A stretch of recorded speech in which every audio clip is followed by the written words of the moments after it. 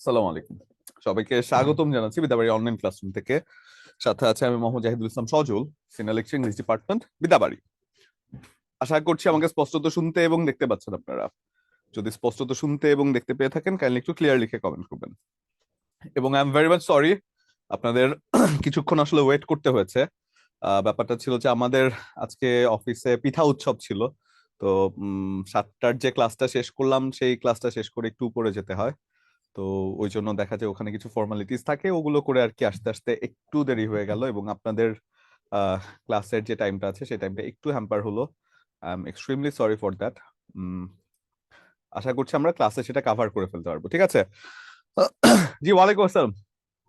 কেমন আছেন সবাই? অনেকদিন পরে খুব সম্ভবত আপনাদের সাথে ক্লাস। আচ্ছা, ভেরি গুড। রাবেয়া তো মনে হয় একটু আগে আমার সাথে, রাবেয়া নাকি কে যেন একটু আগে আমার সাথে একটা ক্লাসের মধ্যে মনে হয় জয়েন করে ফেলেছিলেন, তাই না? রাবেয়া নাকি কে যেন কেউ একজন মনে হয় ছিলেন আমার সাথে জয়েন করে ফেলেছিলেন। আচ্ছা, রায়হানও ছিলেন। ওকে, ভেরি গুড। ওকে, আচ্ছা, তারপর সবাই কেমন আছেন? কাউকে দেখা যাচ্ছে না। বাও, সবাই কোথায় আপনারা? শ্রাবন্তী। আচ্ছা, পিঠা স্যার আমাদের বললে তো আমরা যেতাম পিঠা খেতে। চলে আসেন এখনো। চলে না, এখন আসলে পাবেন না মনে হয়, মোটামুটি শেষ।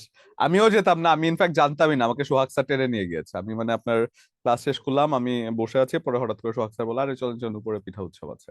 তো পরে স্যারের সাথে আর কি গেলাম, নয়তো আমি নিজেও জানতাম না ইনফ্যাক্ট। ঠিক আছে, তো ভালো আছি। বাসায় দাওয়াত পিঠার। আচ্ছা ঠিক আছে, আপনার বাসায় দাওয়াত, এই যে শ্রাবণ, ওই যে রায়হানের বাসায় দাওয়াত আছে। তাহলে রায়হানের বাসায় আমরা সবাই চলে যেতে পারি, ঠিক আছে? বাট আপনারা কি 46 না? 46 এর জন্য তো নাকি? 46 আপনারা পিঠার দাওয়াত, আপনারা এখন মানে অন্য কিছুর দাওয়াত চিন্তা করেন, আপনারা এখন প্যারার দাওয়াত চিন্তা করবেন। 46 এর আবার কিসের পিঠা? এখন পিঠার কোনো চিন্তা নাই। এখন পিঠার কোনো মানে পিঠা কোনো কথা হবে না, এখন হচ্ছে পড়ালেখা, ঠিক আছে? পড়ালেখা। তাহলে যদি আমরা বলি ফার্স্ট অফ অল আপনাদের 46 নিয়ে কিছু একটা কথা বলতে চাই, যেটা হচ্ছে যে আপনাদের পরীক্ষা খুব সম্ভবত 9ই মার্চ। তো এই যে 9ই মার্চের ডিউরেশনের মধ্যে যদি পড়ে থাকেন, that it will be fine. আগে থেকে যারা পড়েছেন, আর যারা আগে থেকে পড়েননি, একেবারে নতুন যারা আছেন, তো তাদের জন্য আমি বলবো যে গিভ আ টাফ ফাইট। মানে থাকে না যে আপনার খুব সহজে আর কি দিবেন না, মানে খুব সহজে ছেড়ে ছেড়ে যেতে দিবেন না আর কি। তো সেই ক্ষেত্রে আপনি যদি বলেন যে 1-1.5 মাস পরে কি স্যার বিসিএস সম্ভব?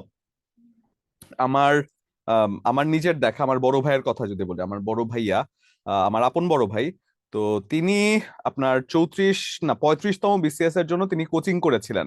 মানে হি ইজ ভেরি মাচ ফাঁকিবাজ, ভেরি মাচ ফাঁকিবাজ। আপনি কল্পনাও করতে পারবেন না কি পরিমাণ ফাঁকিবাজ, মানে আমার থেকেও এক্সট্রিম আর কি।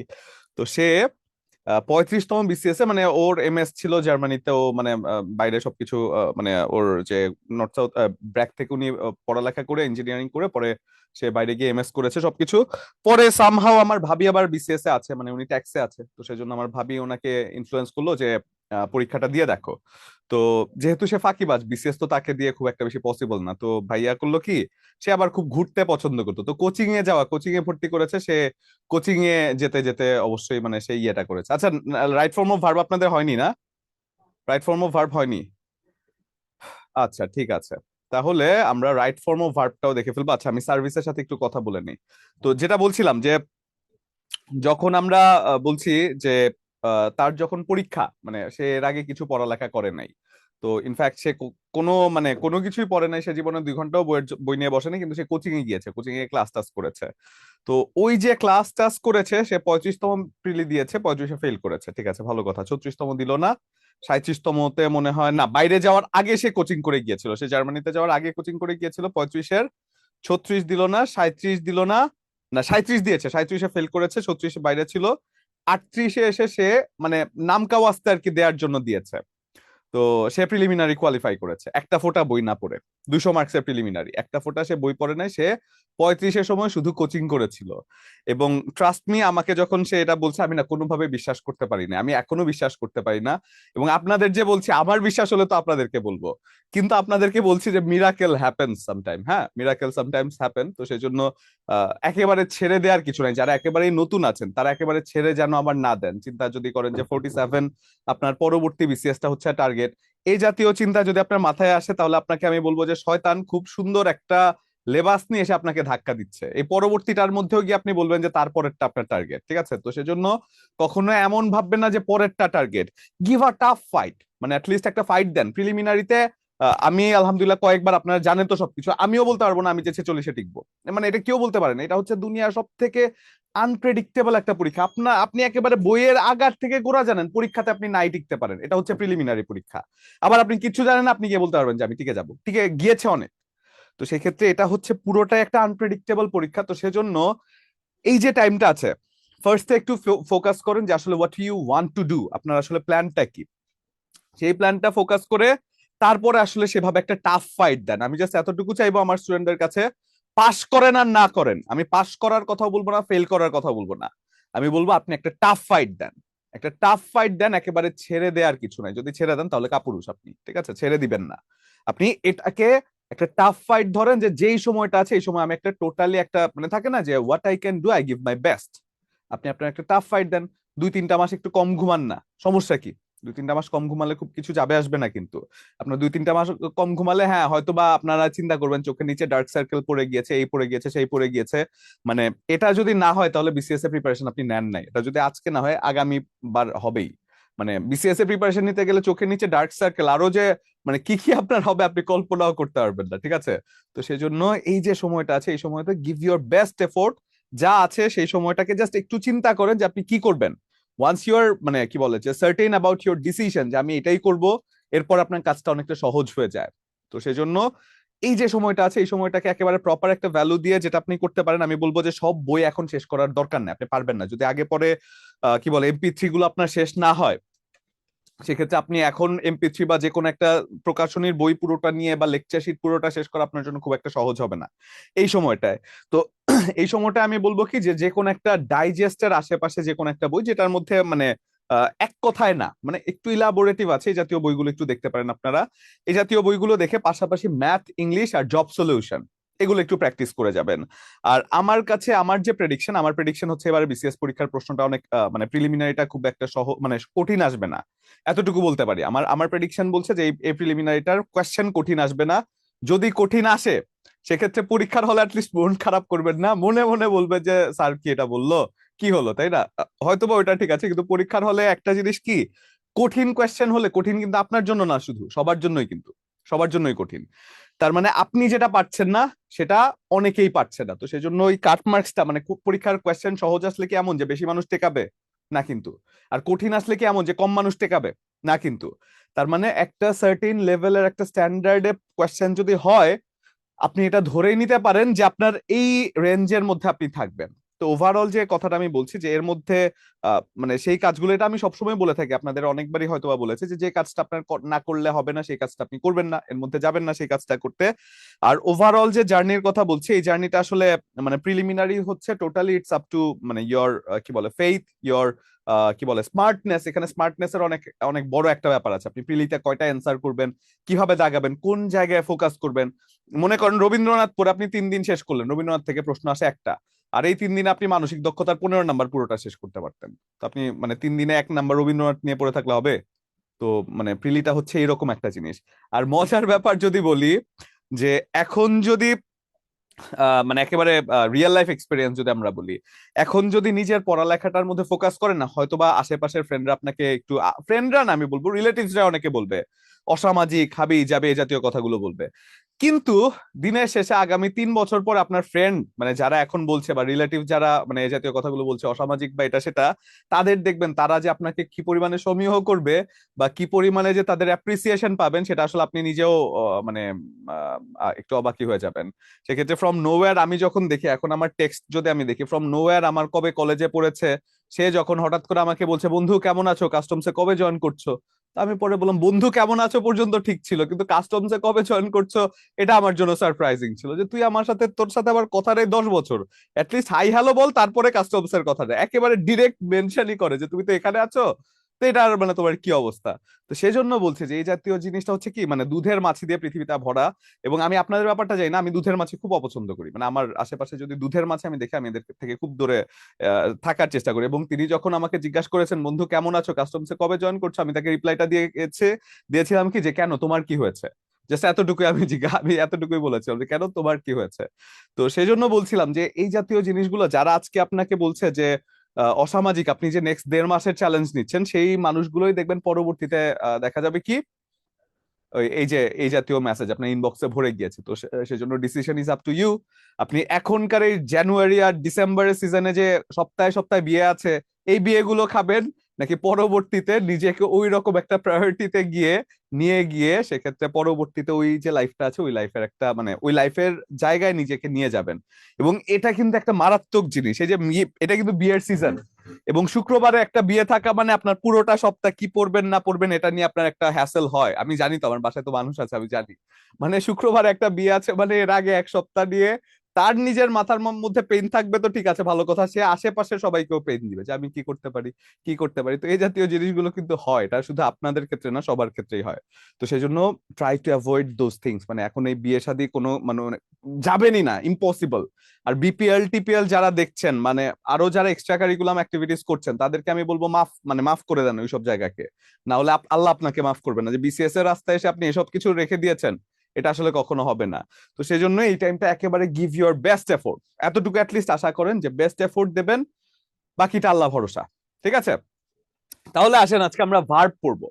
তো ভার্বের মধ্যে, আচ্ছা আমি তার আগে একটু জেনে আসি যে আমার রাইট ফর্ম অফ ভার্বটা আমি পড়াতে পারবো কিনা, একটু সময় দিবেন আমাকে, একটা মিনিট।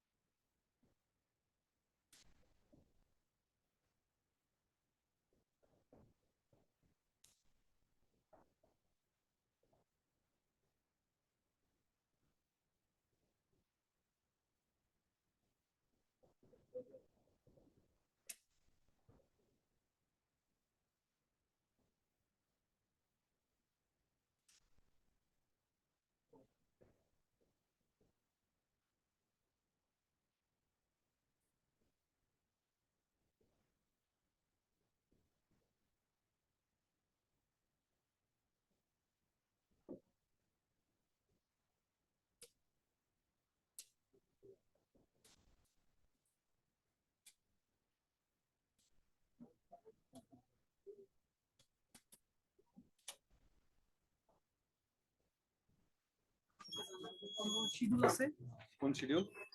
এটা হ্যাঁ, মানে এটা আমি করেছি এর আগে, হ্যাঁ। আচ্ছা,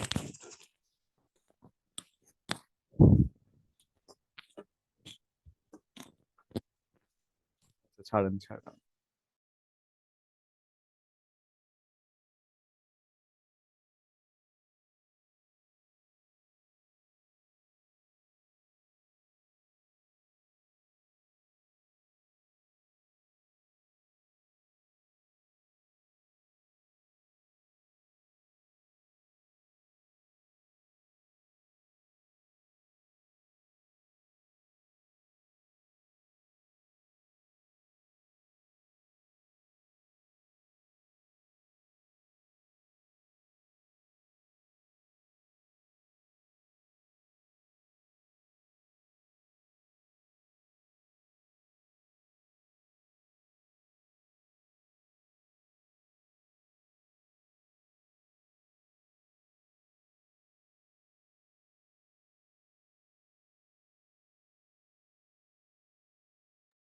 আচ্ছা, আমরা আজকে রাইট ফর্ম অফ ভার্বটাই পড়বো, হ্যাঁ।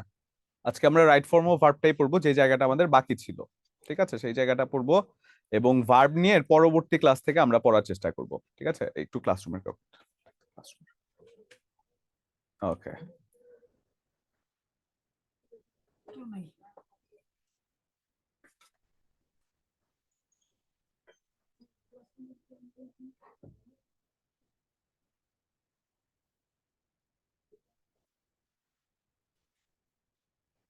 ওকে, রাইট ফর্ম অফ ভার্ব, এটা আমার স্লাইডটা আস্তে আস্তে আমরা একটু শুরু করি পড়াটা, হ্যাঁ। তাহলে রাইট ফর্ম অফ ভার্ব যখন আমরা বলছি, what is right form of verb, এটা কিন্তু টেন্সের একটা কন্টিনিউড ভার্সন, হ্যাঁ। ছোট একটা জায়গা, খুব এখানে পড়া নেই, কিন্তু টেন্সের একটা কন্টিনিউড ভার্সন। টেন্সে আমরা কি পড়েছি যে যে কোনো একটা শব্দ তিনটা কালে কাজ করা যেতে পারে, সেক্ষেত্রে এটা ইয়ে লাগবে। আশরাফুল ভাই বা ওই যে এখানে যে মাসুম থাকে ওরা জানে ফাইলটা কোথায়, এটা লুকানো, এখানে নাই। তাহলে যদি আমরা বলি রাইট ফর্ম অফ ভার্ব এবং টেন্স যখন আমরা বলছি, মানে টেন্স এবং কন্ডিশনাল যখন আমরা পড়ছি, আসলে যেটা আপনাদেরকে বলছিলাম আজকে এত ঝামেলা হচ্ছে কেন, যে আমাদের অফিসে 7 তলায় যে একটা প্রোগ্রাম আছে, তো সেই জন্য একটা অফিসে একটা প্রোগ্রাম থাকলে তো মানে বুঝতে পারে না, যেহেতু আমরা ক্লাস নেই। তো এটা হচ্ছে যে এমন না যে আমি 2 ঘন্টা মানে আপনাদের স্লটের মধ্যে গিয়ে ঝামেলাটা পড়ে গিয়েছে। 9টার ক্লাস কিন্তু ঠিকই সবকিছু ঠিক হবে, 5টার ক্লাস ঠিকই চলেছে, 3টার ক্লাসও ঠিকই চলেছে, ইভেন 12টার ক্লাসও ঠিকই চলেছে, ঝামেলাটা আপনারা পড়ে গিয়েছেন। এবং মানে এই জাতীয় সমস্যাগুলো হয়।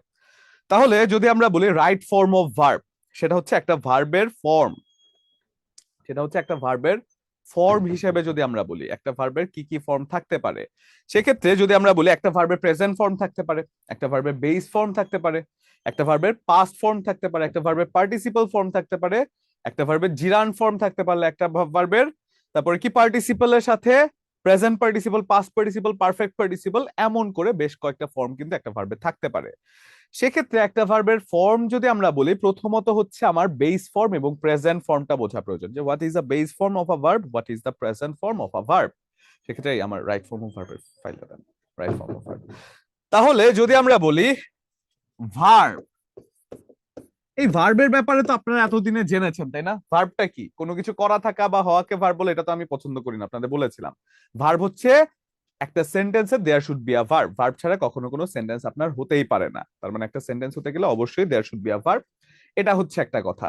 এখন ভার্ব একটা সেন্টেন্সে কয়টা রূপে বসতে পারে? ফর এক্সাম্পল আমি যদি বলি একটা সেন্টেন্স, ধরেন I go to school, I went to school, I went to school, he goes to school. তারপরে যদি আমরা বলি ইউ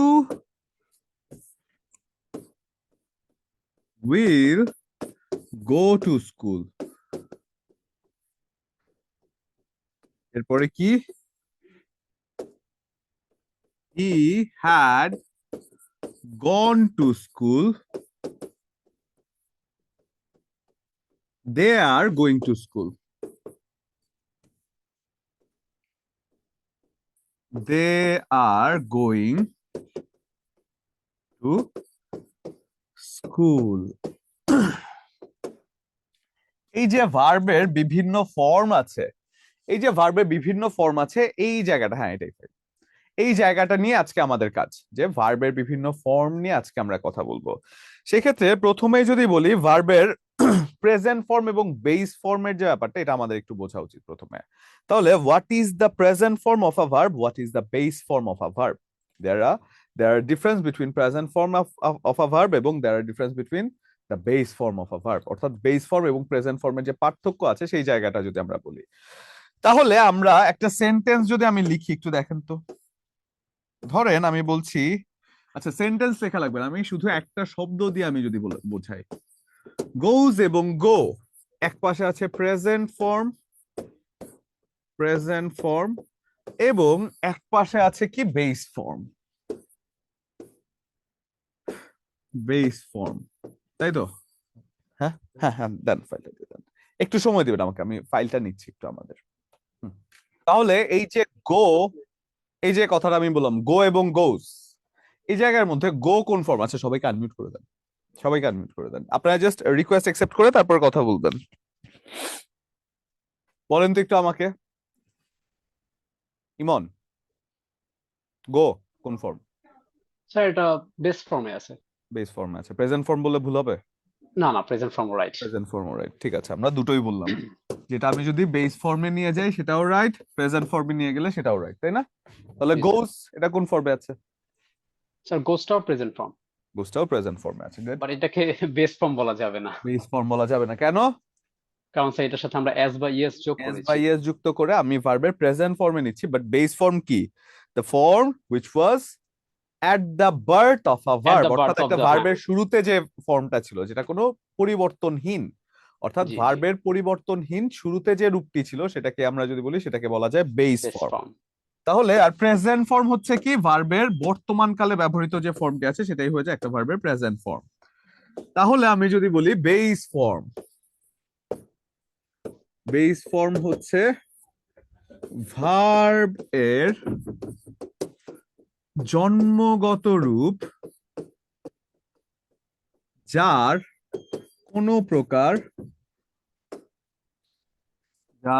প্রকার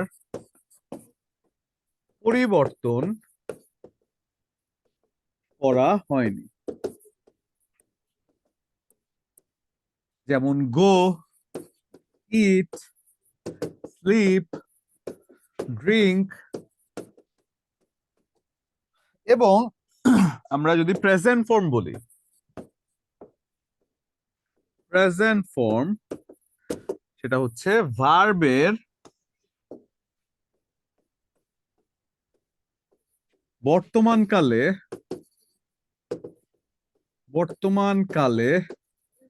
ব্যবহৃত ফর্ম যা একই সাথে বেস ফর্ম ও হতে পারে। অর্থাৎ প্রেজেন্ট ফর্ম একই সাথে বেস ফর্ম হতে পারে, সরি মানে বেস ফর্ম একই সাথে প্রেজেন্ট ফর্ম হতে পারে, কিন্তু প্রেজেন্ট ফর্মটা কখনো সবসময় বেস ফর্ম নাও হতে পারে। সেক্ষেত্রে আমরা যদি বলি বেস ফর্ম হতে পারে কিন্তু প্রেজেন্ট ফর্ম, আচ্ছা এই কথাটা আলাদা করেই লিখি আমরা, যে প্রেজেন্ট ফর্ম ভার্বের বেস ফর্ম সকল সময় প্রেজেন্ট ফর্ম, সকল সময়ই প্রেজেন্ট ফর্ম।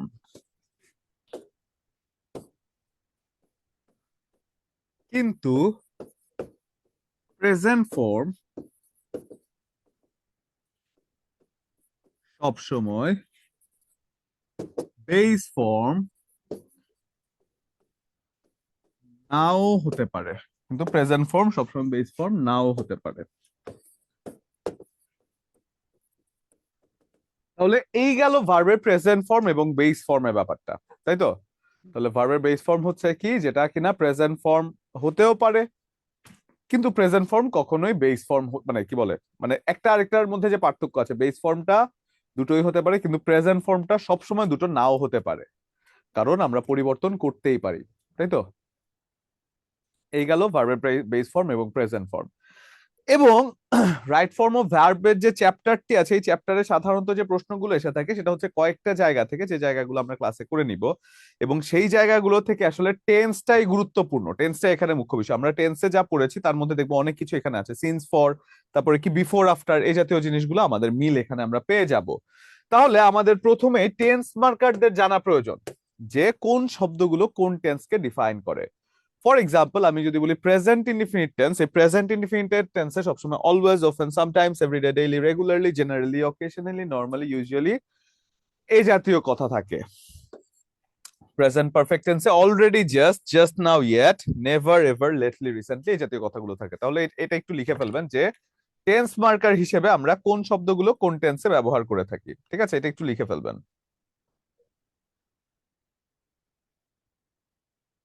টেন্স মার্কার শব্দগুলো একটু লিখে ফেলবেন।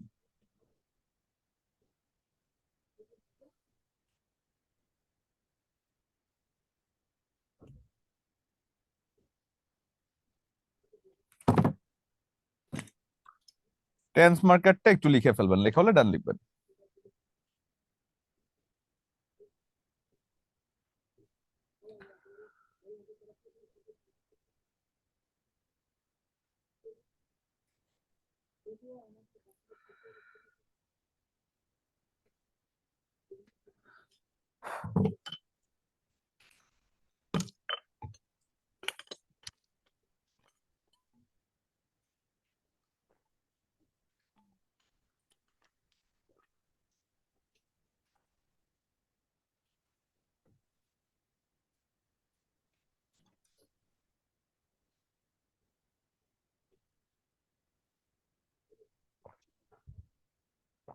টেন্স মার্কার যে শব্দগুলো আছে এতক্ষণ তো লাগার কথা না।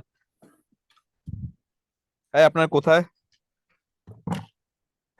ইমন আছে, বাকি সবাই কোথায়? ইমন মুখেও বলতে পারেন, আপনাদের সবাইকে আনমিউট করা আছে। ইমন আর সাজিদাকে দেখতে পাচ্ছি, বাকি সবাই কোথায়? কি চালাক আপনারা না।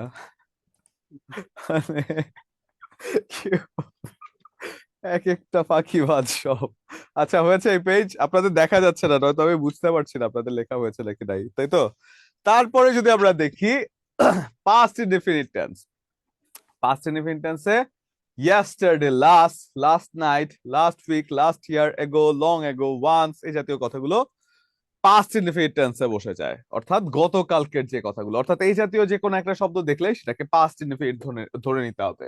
এবং এগুলোকে আলাদা আলাদা করে বইয়ের মধ্যে নিয়ম লিখেছে, আমি এটা নিয়মে না, আমি জাস্ট দেখাচ্ছি যে টেন্স মার্কার কোন শব্দগুলো আসলে কোন শব্দগুলো কোন টেন্সকে ডিফাইন করে। পাস্ট কন্টিনিউয়াস টেন্স আপনি যদি বলেন at that time, at that moment, এই জাতীয় কথাগুলো বসে। এবং পাস্ট ইনডেফিনিট হচ্ছে yesterday, last night, last month, last year, তারপরে কি অ্যাগো, লং অ্যাগো, ওয়ান্স। এবং আমরা যদি বলি present continuous tense, present continuous tense,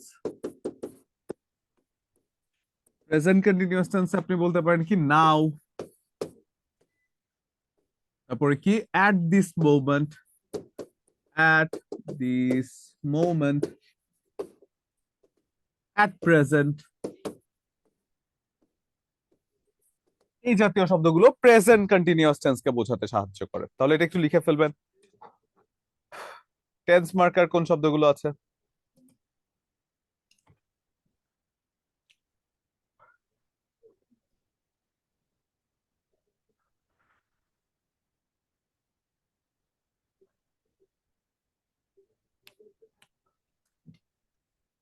ওকে,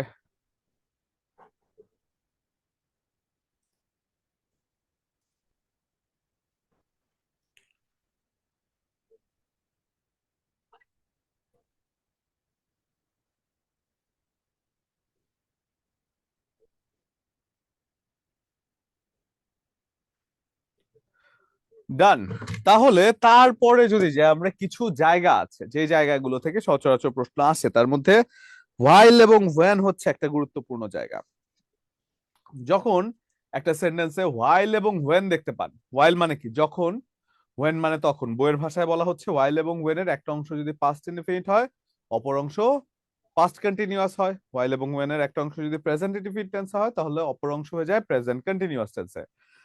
আমি বইয়ের ভাষা মুখস্থ করব না, আমি ব্যাপারটাকে লজিক্যালি বুঝি, আসেন। যখন while বলছে, while অথবা when এই দুটো কথা দিয়ে বোঝানো হয় কি যখন তখন, ঠিক আছে? যখন একটা কাজ চলছে ঠিক তখন যে কোনো একটা কাজ হওয়াকে বোঝানোর ক্ষেত্রে while এবং when বসে। সেক্ষেত্রে while হচ্ছে কি যখন, when হচ্ছেও তখন। এখন যে কোনো একটা কাজ ঘটার মুহূর্তে, যে কোনো একটা কাজ চলমান থাকার মুহূর্তে আরেকটা কাজ হয়ে যাওয়া, এই জাতীয় কথাগুলো বোঝাতে while এবং when বসে। অর্থাৎ ফর এক্সাম্পল ধরেন আমি যখন ক্লাস করাচ্ছিলাম তখন সে দরজাটি নক করেছিল। আমি যখন ক্লাস করাচ্ছিলাম একটা কাজ আমার চলমান ছিল, তার মুহূর্তে একটা কাজ এসে যখন আমার মানে কাজটা হয়, সেক্ষেত্রে while এবং when এর একটা অংশ যেই টেন্সে থাকে সেই অংশটা, অপর অংশটা সেই টেন্সেরই কন্টিনিউয়াস টেন্সে হয়ে যায়। অর্থাৎ আপনি নিশ্চয়ই, আমি যদি বলি যে আমি যখন ক্লাস করাচ্ছিলাম তখন কেউ এসে আমার দরজাটির মধ্যে নক করেছিল, ক্লাস করাচ্ছিলাম দরজাটির মধ্যে নক করেছিল, অর্থাৎ কি একটা অংশ পাস্ট কন্টিনিউয়াস টেন্সে, অপর অংশ পাস্ট ইনডিফিনিট টেন্সে হয়ে যাচ্ছে, কারণ পাস্ট কন্টিনিউয়াসে কাজটা চলছে, পাস্ট ইনডিফিনিট টেন্সে সেই সময় আরেকটা কাজ হচ্ছে। তার মানে কি এই সময় যদি আমি বলি যে আমি যখন ক্লাস করাচ্ছি তখন আমার ফোনটি বেজে উঠেছে, বা এখন তখন আমার ফোনটি বেজে উঠলো, সেক্ষেত্রে যখন প্রেজেন্ট ইনডিফিনিট একটা অংশ হচ্ছে, অপর অংশটা প্রেজেন্ট কন্টিনিউয়াসই হচ্ছে। অর্থাৎ বইয়ের ভাষাটায় মুখস্থ না করে আমরা যদি বলি while এবং when যুক্ত একটা সেন্টেন্সে, যেহেতু এদের অর্থ যখন বা তখন, while এবং when যুক্ত একটা সেন্টেন্সের একটা অংশ যেই টেন্সে থাকবে, অপর অংশ সেই টেন্সেরই কন্টিনিউয়াস টেন্স হবে। কারণ যখন তখন যেহেতু একটা অংশ মানে একই সময়ের তো একটা দুটো কাজ মানে চলমান বোঝানোর ক্ষেত্রে এই জাতীয় কথা হয়। তাহলে while এবং when এর নিয়মটা যদি আমরা বলি, while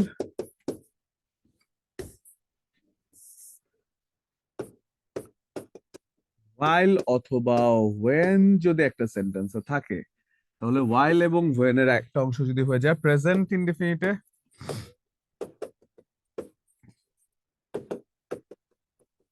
তাহলে অপর অংশ কি হয়ে যায় প্রেজেন্ট কন্টিনিউয়াস, তাই না? Present continuous. এবং while এবং when এর একটা অংশ যদি হয়ে যায় পাস্ট ইনডেফিনিট,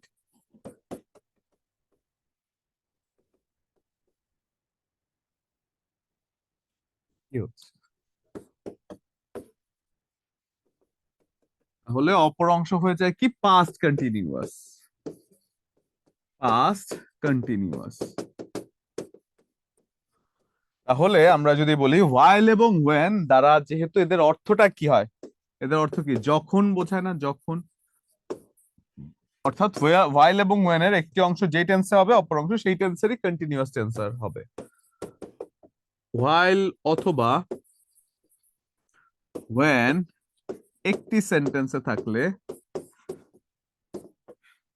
একটি সেন্টেন্সে থাকলে তার একটি অংশ যেই টেন্সে হয়, তার একটি অংশ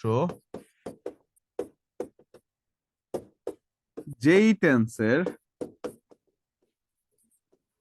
এর ইনডেফিনিট হয়, ইনডেফিনিট হয়, অপর অংশ, অপর অংশ সেই টেন্সেরই কন্টিনিউয়াস হয়ে যায়। সেই টেন্স এরই কন্টিনিউয়াস হয়ে যায়, কন্টিনিউয়াস হয়ে যায়, তাই তো? তাহলে while এবং when, এটা কি সহজ হলো না? ব্যাপারটা বুঝে আমরা করলাম না লজিক্যালি? লজিক্যালি সেন্স ক্রিয়েট করছে বলেন তো এই জিনিসটা while এবং when? লজিক্যালি এখন বুঝতে পারছেন যে ব্যাপারটা কেন হলো? মুখস্থ না, আমরা লজিক্যালি ব্যাপারটাই যদি যাই, তাহলে এই ইমন আপনার চোখ তো নষ্ট হয়ে যাবে। আপনি যেভাবে তাকিয়েছেন আমার আমার দেখেই মায়া লাগছে। আপনি বলবেন না না স্যার একটু বড় করে দেন? না, দেখতে পাচ্ছি স্যার, সমস্যা দেখতে হচ্ছে না। পাচ্ছেন আপনি তো এমন করে তাকাচ্ছেন, আমি বললাম আরে স্যার বেচারা আমার কষ্ট আমার হচ্ছে। তাকানোর স্টাইলই এরকম। সর্বনাশ, সেভাবে তাকাবে না, ভয় পাবে আমি বাবা। এভাবেই তাকাই। আচ্ছা, ইট was good, it was good. তাহলে এটা হয়েছে লেখা, হয়েছে? জি স্যার। ইমন ডান? জি স্যার। ওকে, তাহলে while এবং when এর একটি অংশ যেই টেন্সে থাকে অপর অংশ সেই টেন্সেরই কন্টিনিউয়াস টেন্সে হয়ে যায়, তাই তো? জি। তাহলে এক্সাম্পলটা লিখে ফেলেন, যে ডোন্ট মেক এ নয়েজ কোন টেন্সে আছে? Don't make a present. Noise কোন tense? Present indefinite. Present indefinite. তাহলে পরেরটা কি হবে? Present continuous. কন্টিনিউয়াস। এটা কোন টেন্সে আছে? এটা পাস্ট কন্টিনিউয়াস। Past continuous. তাহলে পরের অংশ কোন টেন্সে হবে? Past indefinite. Past indefinite, exactly এটাই বোঝাতে চেয়েছি। জি, কেউ কিছু বলছেন স্যার? আমি স্যার শুনেছি, এরপর আর কিছু শুনি নাই। আমি কাউকে শুনছি না, তার মানে কেউ কিছু মনে হয় বলেন না। আমি কি ভুল শুনলাম? দ্যাট রিমাইন্ডস মি, ওই যে একটা অ্যাড ছিল না, আমি কি তাহলে ভুল শুনেছি? শুনেছিলেন না ছোটবেলায়? স্যার হয়তো মাইক্রোফোন আর কি ভুলে অন হয়ে গেছিল। হ্যাঁ, হতে পারে। না, মাইক্রোফোন ভুলে অন হয়ে গেলে স্যারকেই কেন ডাকবে, তাই না? এত কাকতালীয় তো হওয়ার কথা না। আচ্ছা, এটা হয়েছে? জি স্যার। ডান, আশা করছি এক্সাম্পলটাও ক্লিয়ার। আচ্ছা, এবার আসেন আমরা যদি যাই বিফোর আফটার। আপনারা বলেন বিফোর আফটার দিয়ে কি হয়? যে কেউ একজন এক্সপ্লেইন করে দেন আমাকে। লাস্ট ক্লাসে টেন্সে করেছি, বিফোরের একটা অংশ কোন টেন্সে থাকলে আরেকটা অংশ কোন টেন্সে হয়, বলেন। লাস্ট ক্লাসে আমরা স্যার করেছি। একটা একটা পাস্ট ইনডিফিনিট হলে স্যার অন্যটা পাস্ট পারফেক্ট হয়ে যায়। পাস্ট পারফেক্ট হয়েছে, অর্থাৎ বিফোরের পূর্বে পাস্ট পারফেক্ট, আফটারের পরে পাস্ট আফটারের পারফেক্ট, পরে এবং পাস্ট পারফেক্ট, হ্যাঁ। Past perfect. এবং এটা দিয়ে আমরা সেন্টেন্সও তৈরি করেছিলাম, যে একটা কাজ হওয়ার আগে আরেকটা কাজ আমি করেছি এমন বোঝানোর ক্ষেত্রে। এবং যেখানে কথাটা বলা হচ্ছে অতীতকালের দুটো ক্রমিক ঘটনার মধ্যে বিফোরের পূর্বে এবং আফটারের পরে পাস্ট আফটারের পরে। পারফেক্ট হয়, এবং পাস্ট ইনডিফিনিট অপর যে অংশটি আছে সেটা পাস্ট ইনডিফিনিট টেন্সে হয়। এবং সেটার যে ডায়াগ্রামের রূপটা সেটা তো আপনারা লাস্ট ক্লাসে লিখেছেন, এখানে কথার রূপটা লিখে নিতে পারেন, যে অতীতের দুটো ক্রমিক ঘটনার মধ্যে বিফোরের পূর্বে এবং আফটারের পরে, এই কথাটা একটু লিখে নিতে পারেন। এবং তারপরে প্রথম এক্সাম্পলটা জাস্ট একটু লিখে নিবেন, যে we had attended the class before the teacher entered. এবং এটা মানে কি বলে, রাইট ফর্ম অফ ভার্ব থেকে খুবই গুরুত্বপূর্ণ একটা জায়গা যেখান থেকে প্রশ্ন আসে। আর আমাদের কাছে ব্যাপারটা খুব সহজ হয়ে গেল, কারণ কি আমরা প্র্যাকটিস করেছিলাম ক্লাসে, ঠিক আছে?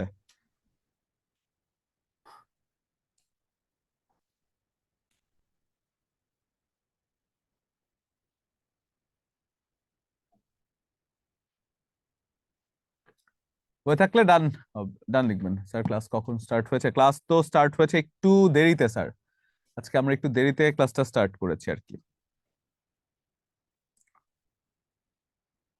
টাইম দেয়া ছিল 8টায়, মানে কি আপনাদেরকে আজকে রুটিনে টাইম দেয়া ছিল 8টায়? না তো 8টায় তো দেয়া থাকার কথা না। স্যার 7টায় ছিল। 7টায় ছিল? জি স্যার। আচ্ছা 7টায় ছিল, 8টায় না তো তানভীর, আপনি মনে হয় তাহলে সামহাউ মানে ভুলে মিস্টেক করে ফেলেছেন আর কি, বুঝতে পেরেছেন? তাহলে এই জায়গাটা যদি আমরা দেখি, বিফোর এবং আফটার এই জায়গাটা লেখা হয়েছে। ডান, গুড। এবার যদি আসি আমরা হ্যাড বেটার এবং উড রাদার। হ্যাড বেটার দিয়ে সাধারণত বোঝানো হয় যে কোনো একটা উত্তম উপদেশকে, যে এটা না করে সেটা করতে পারো বা সেটা না করে এটা করতে পারো, হ্যাড বেটার। এবং উড রাদার যে কথাটা আছে সেটাও কি না উত্তম উপদেশকেই বোঝায়। ফর এক্সাম্পল আপনি যদি বলেন যে তুমি এই কাজটার থেকে তো সেই কাজটা ভালো, অর্থাৎ হ্যাড বেটার উড রাদার যে কোনো সময় উত্তম উপদেশকে বোঝায়। তাহলে কোন জায়গায় হ্যাড বেটার বসে? যে কোনো জায়গায় had better would rather substitute হিসেবে বসতে পারে, যে হ্যাড বেটার বসালেও হয় উড রাদার বসালেও হয়। কিন্তু সেন্টেন্সে যদি দেন থাকে, দেন মানে কম্পারিজনের ক্ষেত্রে যদি দেন কথাটা থাকে, তাহলে উড রাদার যদি না বসান তাহলে সেটা ভুল হয়ে যায়। তাহলে ফর এক্সাম্পল এটাকে যদি একটু ডায়াগ্রাম মাফিক দেখি তাহলে জিনিসটা সহজ হয়ে যায়। এবং এদের পরে মেইন ভার্বে বেস ফর্ম বসে। আমরা যদি বলি হ্যাড বেটার এবং উড রাদার, এই দুটো কথার অর্থই হচ্ছে কি জানেন? উত্তম উপদেশ। উত্তম উপদেশ। এবং যদি আমি বলি সেন্টেন্সে যদি তুলনা বোঝাতে দেন থাকে, তাহলে অবশ্যই উড রাদার বসাতে হবে, তখন হ্যাড বেটার বসালে ভুল হবে। কারণটা কি?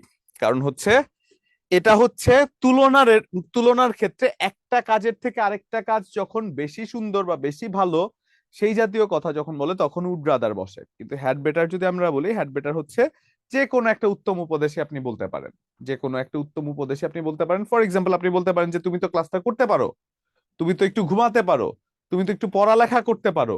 যে কোনো উপদেশ আপনি দিতে পারেন, হ্যাড বেটারও বসতে পারে উড রাদারও বসতে পারে। কিন্তু আপনি ধরেন উপদেশটা এই মাফিক দিচ্ছেন যে আরে মোবাইল না টিপে একটু পড়ালেখা করো তো।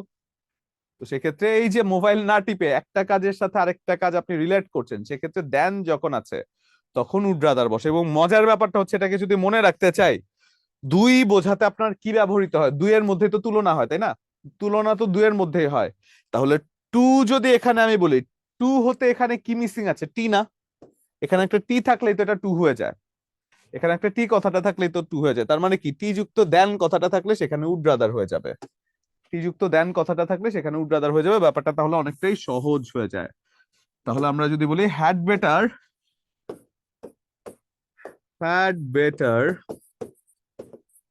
এবং উড রাদার, এরপর সবসময় মেইন ভার্বের বেস ফর্ম বসে। সবসময় মেইন ভার্বের বেস ফর্ম বসে।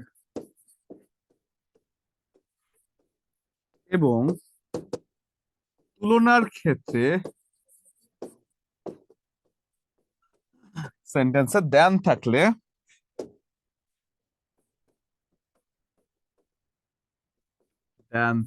উড রাদার বসে।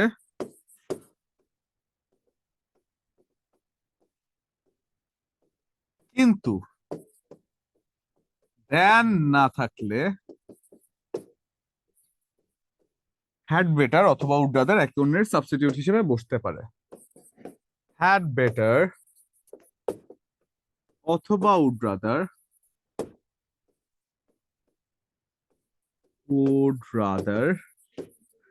একে অন্যের সাবস্টিটিউট হিসেবে বসতে পারে। সাবস্টিটিউট হিসেবে বসতে পারে।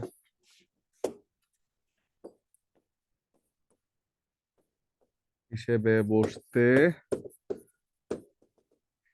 পারে। তাহলে জায়গাটা একটু লিখে ফেলবেন।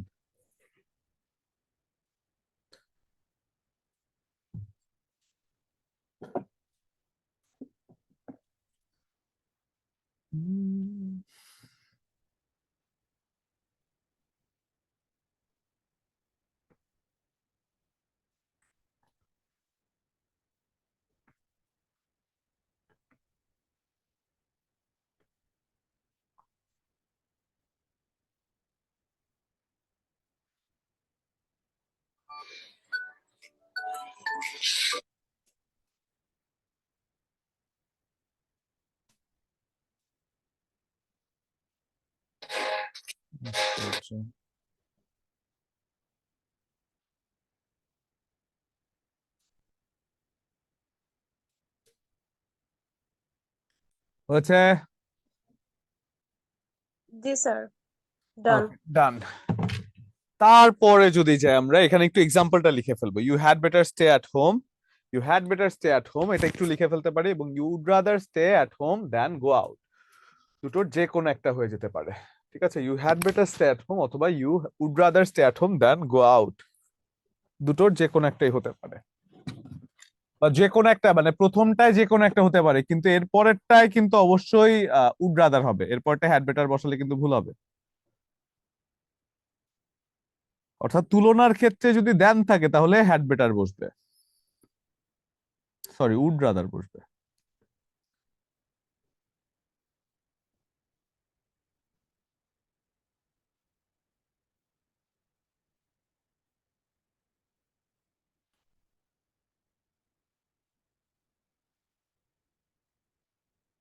হয়েছে, ডান।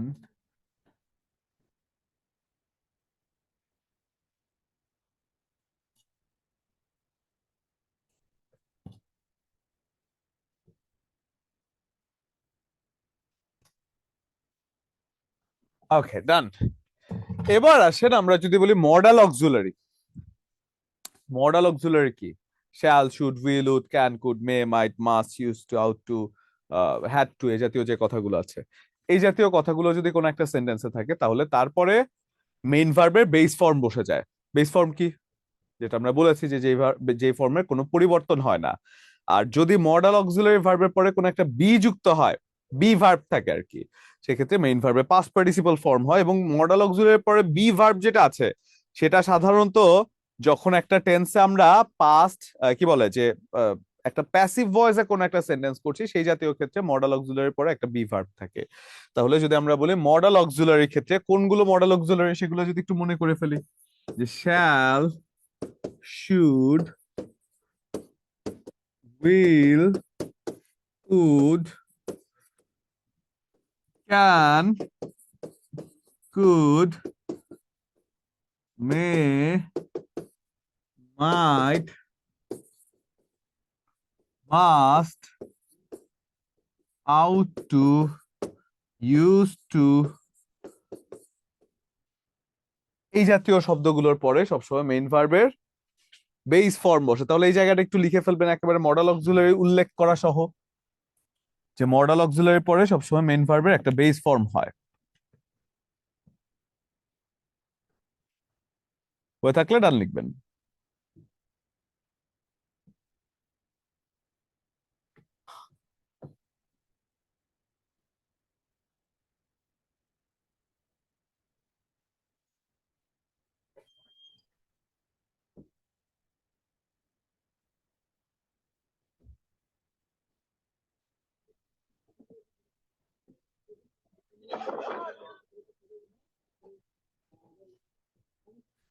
হয়েছে, ডান।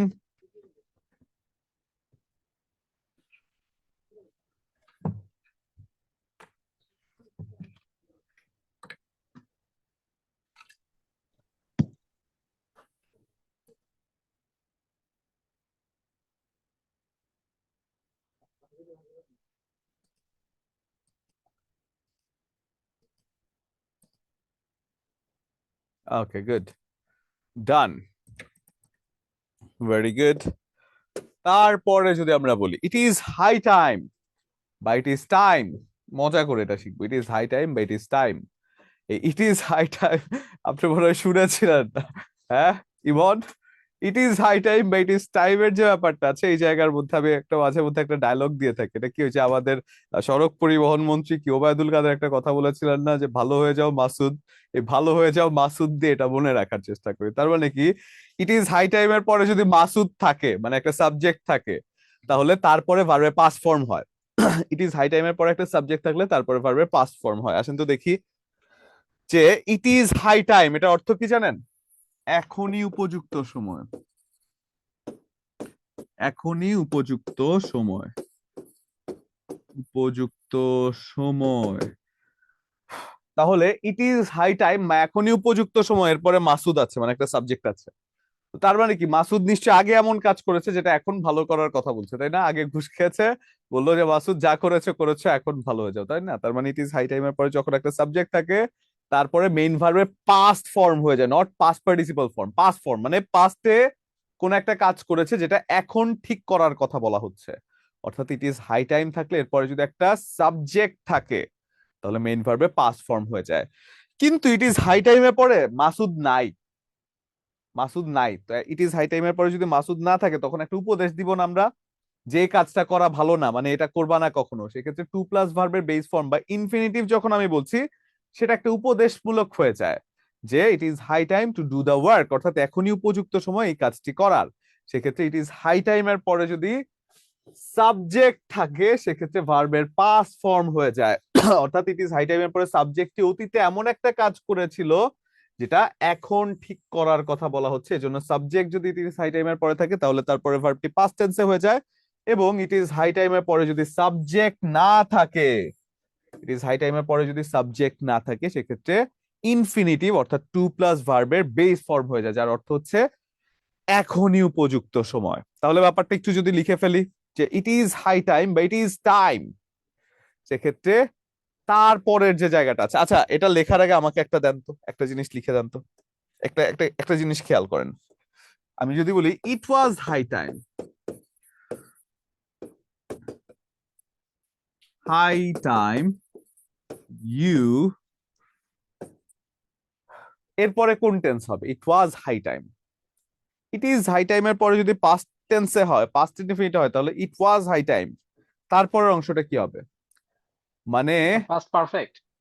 এক্স্যাক্টলি পাস্ট পারফেক্টে, কারণ ইট ওয়াজ হাই টাইম এটা ইতোমধ্যে যখন পাস্ট ইনডিফিনিটে আছে, তার মানে কি মাসুদ তার আগে খারাপ কাজ করে আসছে, তাই না? মাসুদ তার আগেও খারাপ ছিল, তাহলে it was high time you had changed yourself,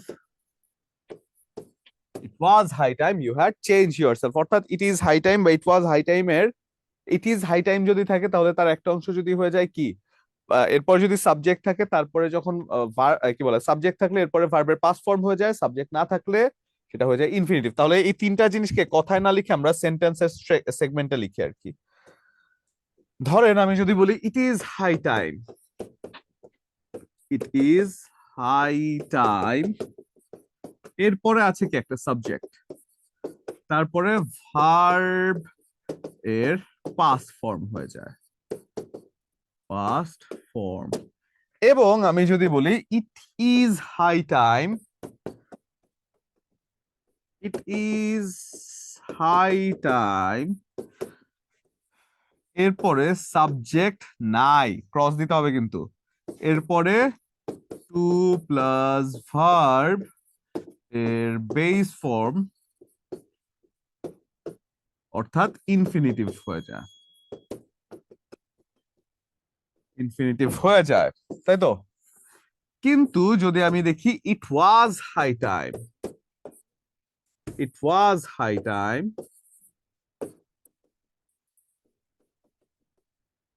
plus subject যদি থাকে, তাহলে তারপরে ভার্ব এর পাস্ট পার্টিসিপল ফর্ম বসে। এবং এখানকার কিওয়ার্ড কি জানেন? এখানকার কিওয়ার্ড হচ্ছে মাসুদ। দেখেছেন, এই ভদ্রলোক এক ডায়লগ দিয়ে আমাদের কত কিছু মনে রাখার সুযোগ করে দিচ্ছে। এই মাসুদ হচ্ছে এখানকার কিওয়ার্ড। যে মাসুদকে যদি আপনি বলেন, মাসুদকে অতীতে সে খারাপ কাজ করেছে, ঘুষ খেয়েছে, তাকে ভালো হয়ে যাওয়ার কথা এখন বলা হচ্ছে। আর যদি মাসুদকে না বলেন, তার মানে তাকে একটা উপদেশ দেয়া হচ্ছে, যে কোনো একটা মানুষকে। তাহলে এই জায়গাটা একটু লিখে ফেলবেন।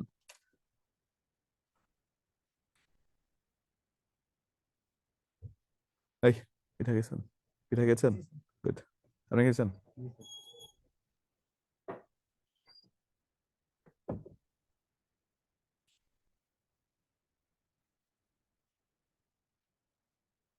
হচ্ছে এটা? This, sir. Okay, good.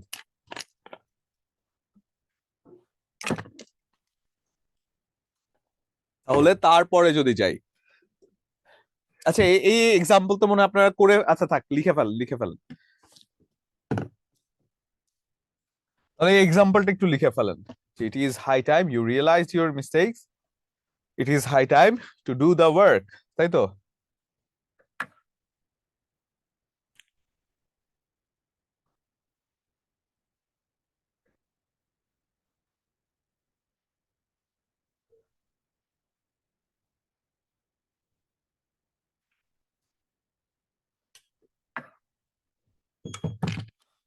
Priyanka Das, জি প্রিয়াঙ্কা দাস বলুন স্যার।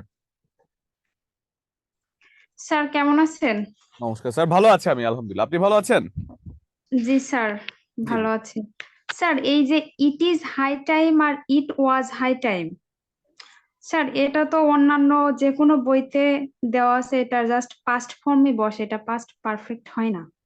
পাস্ট পারফেক্ট হয় না, এটা কোন জায়গা মানে আসলে বলা হচ্ছিল কি? সেন্টেন্সটা আমাকে বলেন, একটু সেন্টেন্সটা বলেন, এই যে রুলসে না। It was high time hmm we changed our habits, hmm এটা সেক্ষেত্রে হচ্ছে it- আপনার, আপনি বলেন। এটা হচ্ছে আপনার প্রফেসরস এর একটা জব সলিউশন। আবার আপনার মাস্টার্স এর যে মানে মাস্টারের যে ইংলিশ গ্রামার বইটা আছে, এখানেও ওটাই দেওয়া। আচ্ছা, It was high সেক্ষেত্রে time we changed our habits. কিছু কিছু ক্ষেত্রে আছে আপনার মডার্ন ইংলিশটা, মানে যে বইগুলো আছে সেই বইগুলো অনেক সময় আসলে ধরা হয় না, মানে মডার্ন মানে তারা আসলে প্রাচীন জায়গার মধ্যে থাকে। যেমন অনেক সময় দেখা যায় কি পেয়ার অফ শুজ, ওই পেয়ারের পরে কিন্তু এস থাকে না, কিন্তু নতুন মডার্ন ইংলিশে কিন্তু এস যুক্ত হয়েছে।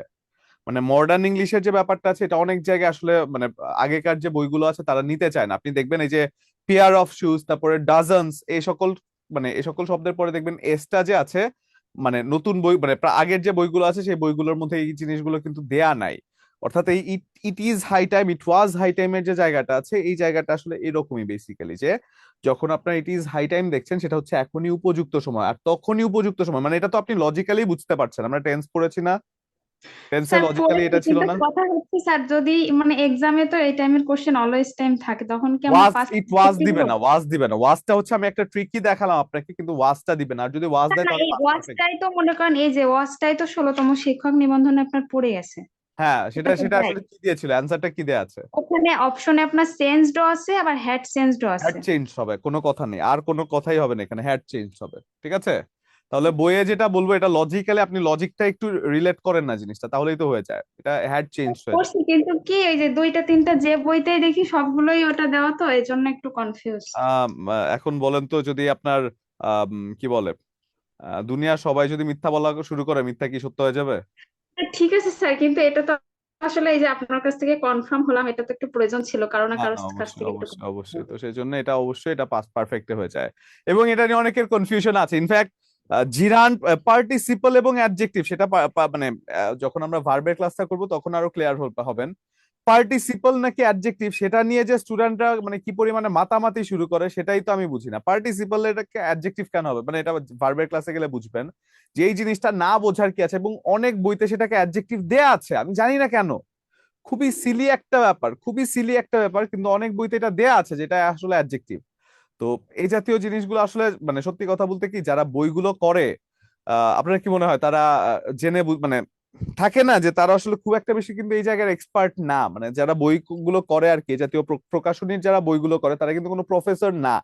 প্রফেসর মানে কি প্রফেসররা লিখেছে, ব্যাপারটা কিন্তু এমন না। মানে তারাও এক না একটা সময় আমাদের মতোই হয়তো বা চাকরি পরীক্ষার প্রিপারেশন নিয়েছে। তো অতটা তারা দেখা যাবে যে ওই রকম হয়তো বা আন্ডারস্ট্যান্ডিং থেকে না, জাস্ট কালেক্ট করেছে, এরকমও হয়ে থাকে। তো এই জন্য অনেকগুলো সিলি সিলি মিস্টেক একটাই থাকে। এবং মজার ব্যাপারটা কি আপনি যেটা বলছেন সেটা হচ্ছে যে একটা আরেকটার থেকে কপি করার যে রিজাল্ট মানে আসলে রেজাল্টটা হয়।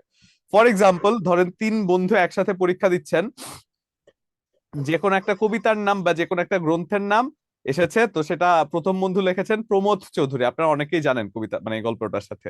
দ্বিতীয় বন্ধু বলছেন কি আরে ও তো ভুল লিখেছে, ওকে আমি বলবো না। সে কি করলো, সে প্রথম চৌধুরী লিখেছে, বাংলায় প্রথম প্রথম, তো প্রথম জি চৌধুরী স্যার। লিখেছেন। এখন তৃতীয় বন্ধু যখন আছেন তিনি আরো স্মার্ট, তিনি বলেন আরে গাধা পুরোটা লেখার আছে, সে লিখেছেন কি জানেন, তৃতীয় বন্ধু লিখেছেন একম চৌধুরী। তো বলেন ব্যাপারটা কোন দিকে যাচ্ছে, মানে এটা হচ্ছে দেখে লেখার ফল আর কি, যে আপনার একটার থেকে আরেকটা মানে এই বইগুলো যখন করে একটা প্রকাশনীর বই যখন থাকে ওই একটা প্রকাশনীর বই থেকে অনেকগুলো প্রকাশনীর বই হয়ে যায়। তো সেই জন্য লজিক্যালি হয়তো বা একটু কম চিন্তা করে থাকে আর কি তারা, বুঝতে পেরেছেন? জি তো স্যার। এই জন্য আমরা ব্যাপারটা সম্পর্কে একটা ক্লিয়ার কনসেপ্ট, মানে আমরা যেটা পড়েছি সেটা ক্লিয়ার কনসেপ্ট, এবং সেটার সাথে অসামঞ্জস্যপূর্ণ যে কোনো কিছু এটা ভুল। ঠিক আছে? Okay sir. Okay, very good. তাহলে এই জায়গাটা একটু লিখে ফেলবেন, ইট ইজ হাই টাইম, এরপরে যদি সাবজেক্ট থাকে, এক্সাম্পল তো লেখা হয়েছে। জি স্যার। তবে একটা সত্যি কথা বলতে কি জানেন, এই জাতীয় ব্যাপারগুলোতে আমি সবসময় প্রেফার করি আপনি একটু প্রাচীনটাই দেন। মানে মডার্নটা আপনি যতই জানেন, প্রাচীনটা আপনি দেন, এটা আমি প্রেফার করি। কারণ দেখা যায় যে আপনি ওই যে থাকে না, মানে যারা খাতা টাতা দেখে তারা তো একটু বয়স্ক মানুষ থাকে, তো তাকে গিয়ে আপনি যদি ইয়ো ব্রো বলেন, জিনিসটা কেমন দেখা যাবে না, থাপ্পড়ও দিয়ে দিতে পারে, যা বেয়াদব। তো এই জন্য একটু আপনি প্রাচীনটায় থাকেন, সেটাই আমার কাছে মনে হয় ভালো হয়। বাট যদি আসে, এটা আমি দায়িত্ব নিয়ে বলছি, যদি আসে তাহলে মানে পাস্ট পারফেক্টটা দিয়ে দিবেন যদি ইট ওয়াজ আসে, ঠিক আছে? এবং তারপরে যদি বলি আই উইশ বা উড দ্যাট। এখন আই উইশ বা উড দ্যাট যখন একটা সেন্টেন্সে থাকে, আই উইশ মানে কি, যে আমি আশা করছি যদি এমন হতো, উড দ্যাট যদি এমন হতো। তাহলে আই উইশ এর পরে যখন আপনি কোন একটা টু বি ভার্ব দেখেন বা একটা বি ভার্ব দেখেন, সেটা সবসময় ওয়্যার হয়ে যায়, মানে কি অসম্ভব কোন একটা কল্পনা বোঝাতে, যে জিনিসটা এখন আপনার বাস্তবে জীবনে আসলে আপনি দেখেন নাই, এই জাতীয় যে কোনো একটা অসম্ভব কল্পনা বোঝাতে আই উইশ এর পরে সবসময় আই ওয়্যার বসে। এবং যদি কোনো একটা সেন্টেন্সে উড দ্যাট থাকে, উড দ্যাট কথাটার অর্থ কি, যে এমন যদি হতো বা যদি এমন হতো, সেক্ষেত্রে উড দ্যাট থাকলে তারপরে যে কোনো ভার্ব আসলে সেই ভার্বের আগে কুড যুক্ত করে, সাধারণত বি ভার্বটাই আসে আর কি।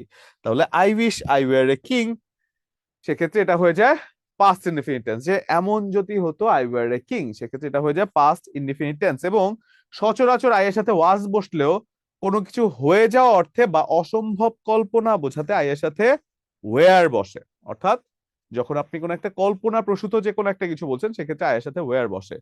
এবং যদি আপনি বলেন উড দ্যাট এর পরে পরবর্তীতে যে ভার্বটি আছে সেই বি ভার্বের আগে অবশ্যই একটা কুড যুক্ত করতে হয়, এবং এটা হচ্ছে একটা উড হচ্ছে ফিউচার ইন পাস্ট, যেটাকে কুড দ্বারা আপনি রিপ্লেস করছেন।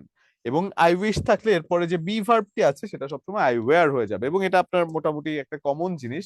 তাও এটা লিখে নেন, চাকরি পরীক্ষা অনেক এসে থাকে, যে আই উইশ বা উড দ্যাট এর পরে যদি কোনো একটা বি ভার্ব আসে তাহলে সেটা সবসময় ওয়্যার হবে, এবং উড দ্যাট এর পরে যদি অন্য কোনো ভার্ব আসে তাহলে সেই ভার্বটি আগে কুড যুক্ত করে বসাতে হবে। ঠিক আছে? লেখা হলো, ডান লিখবেন।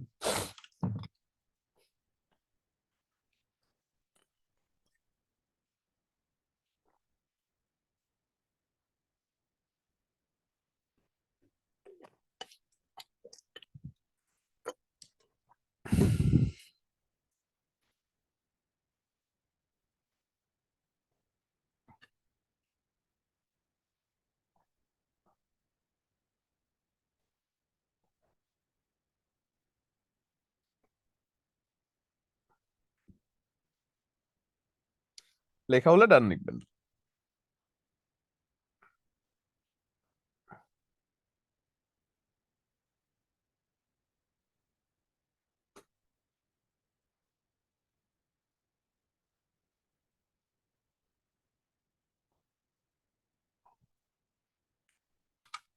ওকে, ডান। এবার আসেন আমরা টু ডট ডট টু যদি দেখি, এটা হচ্ছে একটা সেন্টেন্সের ফরম্যাট আর কি। এই টু ডট ডট টু এটা এটা সেন্টেন্স কারেকশনে বেশি এসে থাকে। আমরা অনেক সময় টু ডট ডট টু না দিয়ে সো ডট ডট দ্যাট দিয়ে দেই, এবং অনেক সময় আমরা টু ডট ডট টু না দিয়ে যে টু একটা প্রথমে দুটো তারপরে একটাও, সেটা না দিয়ে প্রথমে একটাও তারপরে দুটোও দিয়ে দেই, এরকম করি। এবং এরপরে মেইন ভার্বে বেস ফর্ম বসে, এই বেস ফর্মটা অটোমেটিক্যালি চলে আসে, এটা নিয়ে মানে ঝামেলা হয় না। ঝামেলা হয় এই ফরম্যাটটা মেলানোর জন্য, এটা সেন্টেন্স কারেকশনে আসে। সেক্ষেত্রে টু ডট ডট টু এর মাঝখানে সেন্টেন্সের বেস ফর্ম বসে, এটা খুবই গুরুত্বপূর্ণ একটা জায়গা। ঠিক আছে? টু মানে কি, এতটাই দুর্বল যে সে হাঁটতে পারছে না। তাহলে এই টু ডট ডট টু এর মধ্যে যে জায়গাটা আছে, এই টু ডট ডট টু এর পরে মেইন ভার্বের বেস ফর্ম বসে যায়, এবং এর মধ্যে একটা অ্যাডজেক্টিভ হয়ে যায়। ঠিক আছে? তাহলে এটা একটু লিখে ফেলবেন যে টু ডট ডট টু এর মধ্যে মেইন ভার্বের বেস, এর পরে যে ভার্বটি আছে সেই মেইন ভার্বের বেস ফর্ম বসে থাকে টু ডট ডট টু এর মাঝখানে। ঠিক আছে?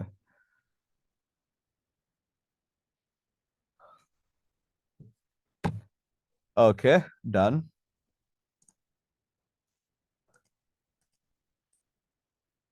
Very good. আচ্ছা, তারপরে যদি আমরা যাই অ্যাজ ইফ বা অ্যাজ দো। অ্যাজ ইফ কথাটার অর্থ হচ্ছে যেন, এবং অ্যাজ দো কথাটার অর্থ হচ্ছে যেন। অর্থাৎ হি behaves as if he knew everything. মানে অ্যাজ ইফ হচ্ছে কি, সে এমন ভাবে বর্তমানে বিহেভ করছে যেন সে অতীত থেকে সবকিছু জেনে আসছে। মানে অ্যাজ ইফ বা অ্যাজ দোর একটা অংশ, এটাও লজিক্যালি আমরা বোঝার চেষ্টা করবো। আসেন একটু দেখি। বলা হচ্ছে অ্যাজ ইফ, যদি একটা সেন্টেন্সে অ্যাজ ইফ থাকে, তাহলে অ্যাজ ইফ আছে একটা সেন্টেন্স লিখে নেই যে হি বিহেভস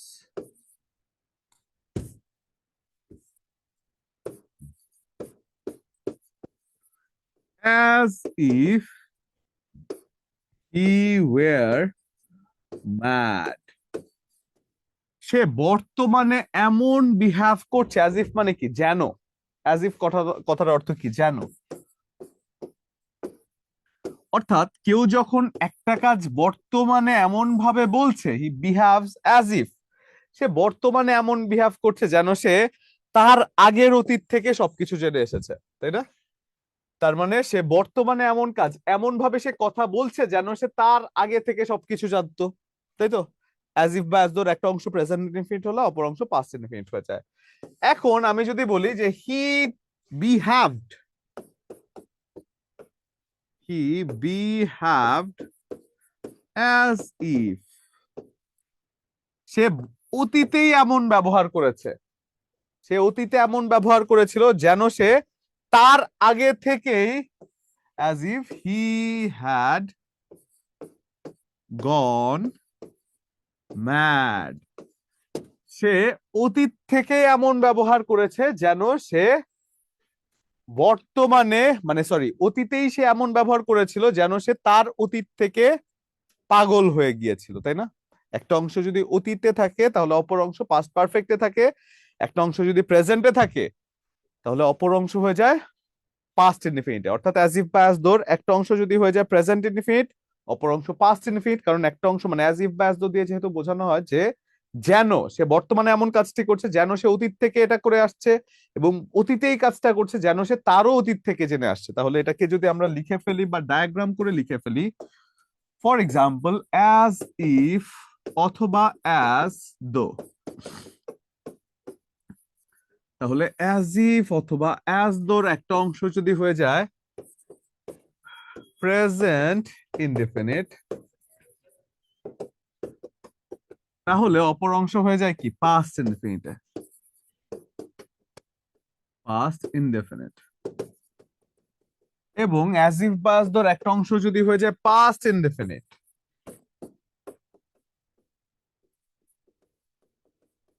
তাহলে অপর অংশ হয়ে যায় পাস্ট পারফেক্ট,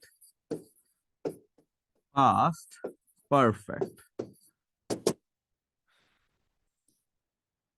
এবং অ্যাজ ইফ বা অ্যাজ দোর অর্থ হচ্ছে কি, যেন। তাহলে এই জায়গাটা একটু লিখে ফেলবেন ডায়াগ্রাম আকারে যে অ্যাজ ইফ বা অ্যাজ দোর একটা অংশ যদি হয়ে যায় প্রেজেন্ট ইনডিফিনিট, তাহলে অপর অংশ হয়ে যায় পাস্ট ইনডিফিনিট, এবং অ্যাজ ইফ বা অ্যাজ দোর একটা অংশ যদি হয়ে যায় পাস্ট ইনডিফিনিট, তাহলে অপর অংশ হয়ে যায় পাস্ট পারফেক্ট। হয়ে থাকলে ডান লিখবেন।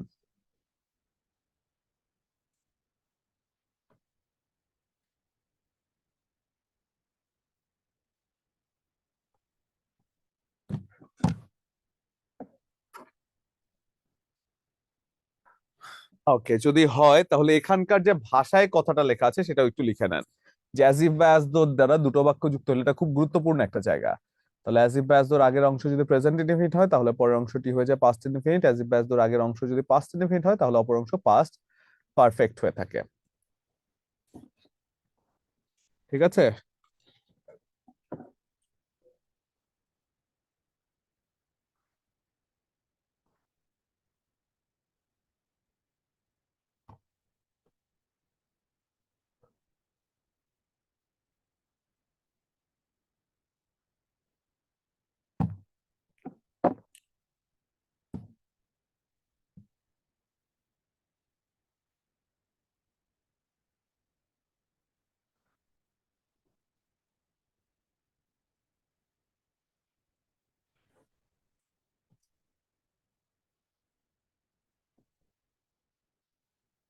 হয়ে থাকলে ডান লিখবেন।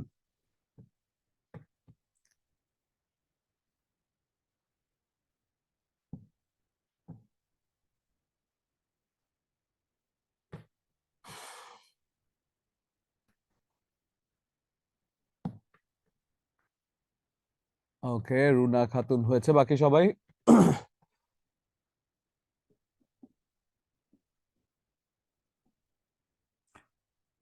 বাইরে শীত কেমন? বেশি না, না? ঠিক আছে, তাহলে অ্যাজ ইফ বা অ্যাজ দো যদি আমার শুরু হয়। এরপরে আসেন সিন্স এবং ফর। মনে আছে এস যুক্ত শব্দ, এস যুক্ত শব্দের ক্ষেত্রে ফর, এবং এস বিহীন শব্দের ক্ষেত্রে কি হয়ে যায়? সিন্স। মনে আছে না? যে যখন আপনি বলছে ইট হ্যাজ বিন, নির্দিষ্ট সময় উল্লেখ করতে, এটা আসলে বইয়ের ভাষা মোটামুটি কঠিন ভাষা। নির্দিষ্ট সময়, point of time, period of time, duration of time, সময়ের ব্যাপ্তি, তারপরে কি সময়ের বিন্দু, এই জাতীয় জিনিসগুলো কনফিউজিং জিনিস, দরকার নাই। আপনি শুধু এস যুক্ত সময় দেখলে, এস যুক্ত সময় দেখলে সেই জায়গায় একটা ফর বসিয়ে দিবেন। এস যদি যুক্ত না থাকে সেক্ষেত্রে একটা সিন্স বসিয়ে দিবেন, কাজটা এখানেই শেষ। দুটো সময় নির্দিষ্ট থাকলে ফর, হ্যাঁ, অর্থাৎ দুটো সময়ের বোঝান, মানে দুটো সময়ের ক্ষেত্রে ফর, এক্স্যাক্টলি। তাহলে এই জায়গাটা একটু লিখে ফেলবেন।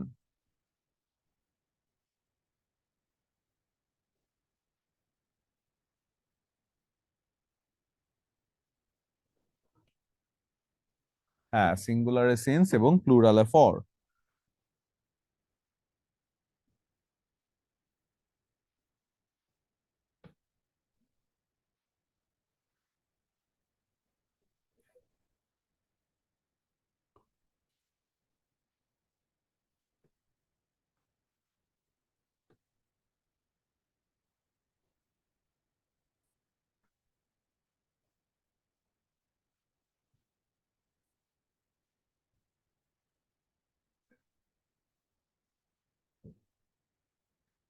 ডান। ওকে, এবার আসেন তারপরে যদি যাই, নো সুনার হ্যাড দ্যান, এটাও একটা সেন্টেন্সের format. No sooner had than, scarcely had when, hardly had when. অর্থাৎ নো সুনার হ্যাড এর পরে সবসময় দ্যান বসে, কখনো ওয়েন বসবে না। নো সুনার হ্যাড এর পরে দ্যান, স্কার্সলি হ্যাড এর পরে ওয়েন, হার্ডলি হ্যাড এর পরেও ওয়েন। আমরা কি করি জানেন? আবেগ আপ্লুত হয়ে যায়। নো সুনার হ্যাড না দেখে দেন যে দেখেছি না, এরপরে সব জায়গায় আবেগ আপ্লুত হয়ে আমরা দ্যানই বসিয়ে ফেলি। এটাই আসলে ভুল সেন্টেন্স কারেকশনে। নো সুনার হ্যাড এর সাথে দ্যান, স্কার্সলি হ্যাড এর সাথে ওয়েন, হার্ডলি হ্যাড এর সাথে ওয়েন। ফর এক্সাম্পল, যখন বলা হচ্ছে no sooner had we reach the station than the train left, similarly hardly had the train stopped when we got down, সেক্ষেত্রে no sooner had, scarcely had, hardly had এই জাতীয় কথাগুলো যদি থাকে, তারপরে নো সুনার হ্যাড এর পরে than, scarcely had এর পরে ওয়েন, এবং হার্ডলি হ্যাড এর পরেও ওয়েন বসে। তাহলে এখানে দেখেন তো, পাস্ট ইনডেফিনিট এবং পাস্ট পারফেক্ট এর রিলেশন দেখতে পাচ্ছেন?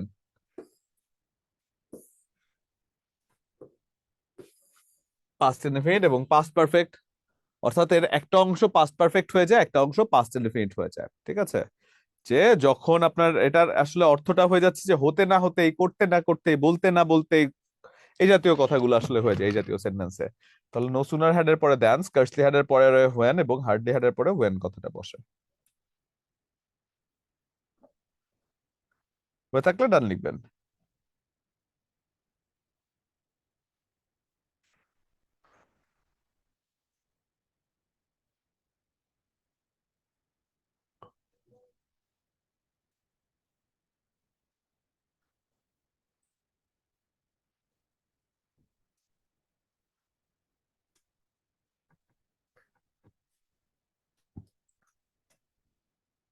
ডান।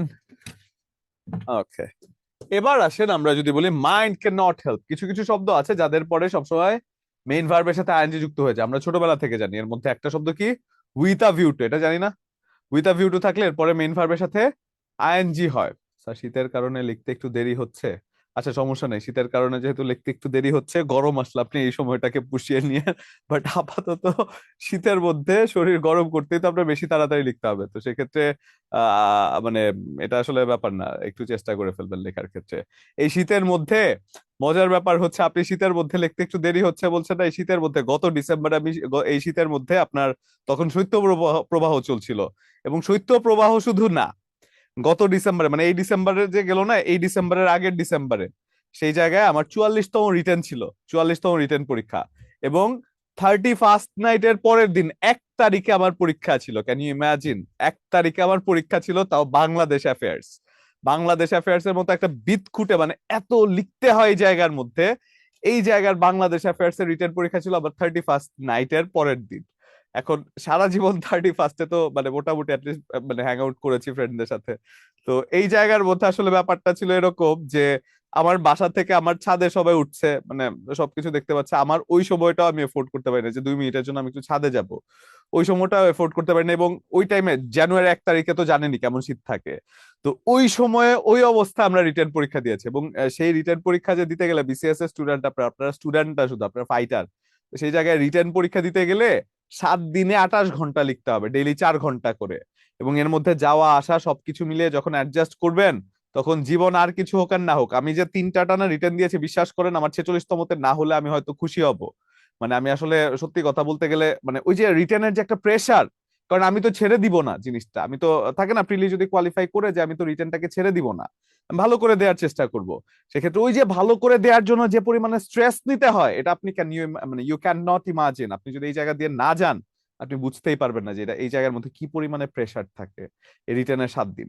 তো এই 1 বছরে আমার আবার ঝামেলাটা হয়েছে কি, আমি 1 বছরে 3টা দিয়েছি, মানে 41, 43, 44 তিনোটা 1 বছরে দিয়েছিলাম। তো এই জন্য বলছি যে এই যে হাতের কথা আপনি বলছেন, শীত শীত কোথায় যাবে পরীক্ষার মধ্যে।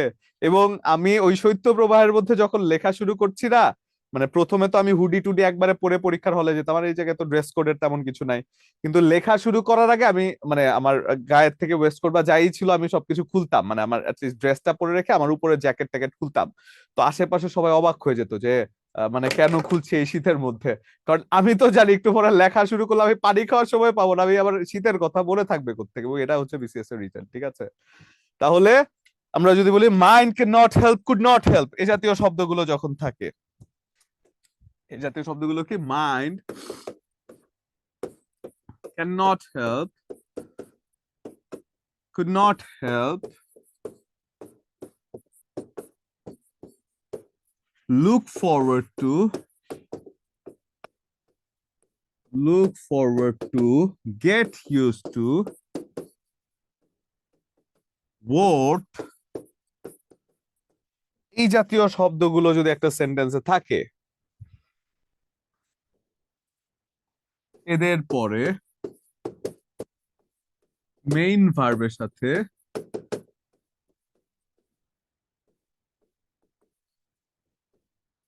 আইএনজি যুক্ত হয়, তাহলে will you mind helping the poor, সেক্ষেত্রে আই ডোন্ট মাইন্ড। তারপরে কি এই জাতীয় যে কথাগুলো আছে, I don't mind helping you, I don't mind giving you some money, I don't mind taking help from you, যাই বলেন না কেন এরপরে ভার্বের সাথে আইএনজি যুক্ত হয়। তাহলে এই জায়গাটা শুধু ডায়াগ্রাম আকারে এভাবে যদি লিখে নেন মনে থাকবে ভালো করে।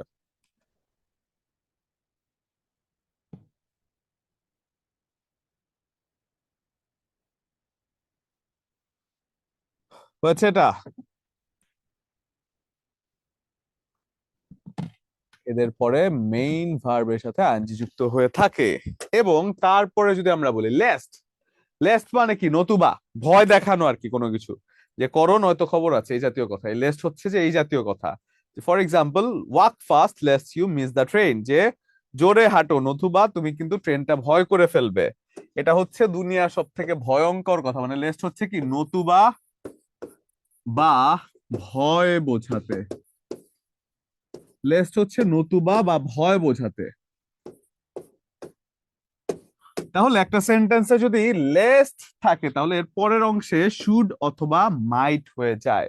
অর্থাৎ লেস্ট এর পরবর্তী যে অংশে আছে, লেস্ট হচ্ছে কি নতুবা বা কোনো কিছু না করার ক্ষেত্রে অন্য কিছু হয়ে যাওয়ার ভয়, এমন বোঝাতে।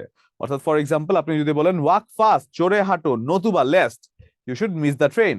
এখন এই যে নতুবা, এই লেস যেহেতু নিজে নেগেটিভ, এরপরে আলাদা একটা নেগেটিভ কথা বললে তো ডাবল নেগেটিভ হয়ে যায়, সেজন্য আলাদা আর কোনো নেগেটিভ কথা হয় না, শুধু লেস দ্বারাই কিন্তু নেগেটিভ শব্দটা যুক্ত করা হয়। সেক্ষেত্রে আপনি যখন বলছেন যে লেস দ্বারা কোনো বাক্যাংশ যুক্ত করা হলে লেস যুক্ত বাক্যের অংশের সাবজেক্টের পরে শুড অথবা মাইট বসে, এবং লেস যেহেতু নিজেই নেগেটিভ, লেসের পরে কোনো নেগেটিভ শব্দ যুক্ত হয় না, তাহলে এই জায়গাটা একটু লিখে ফেলবেন যে walk fast lest you should miss the train. তাহলে এটা কোন সেন্টেন্স বলেন তো আমাকে?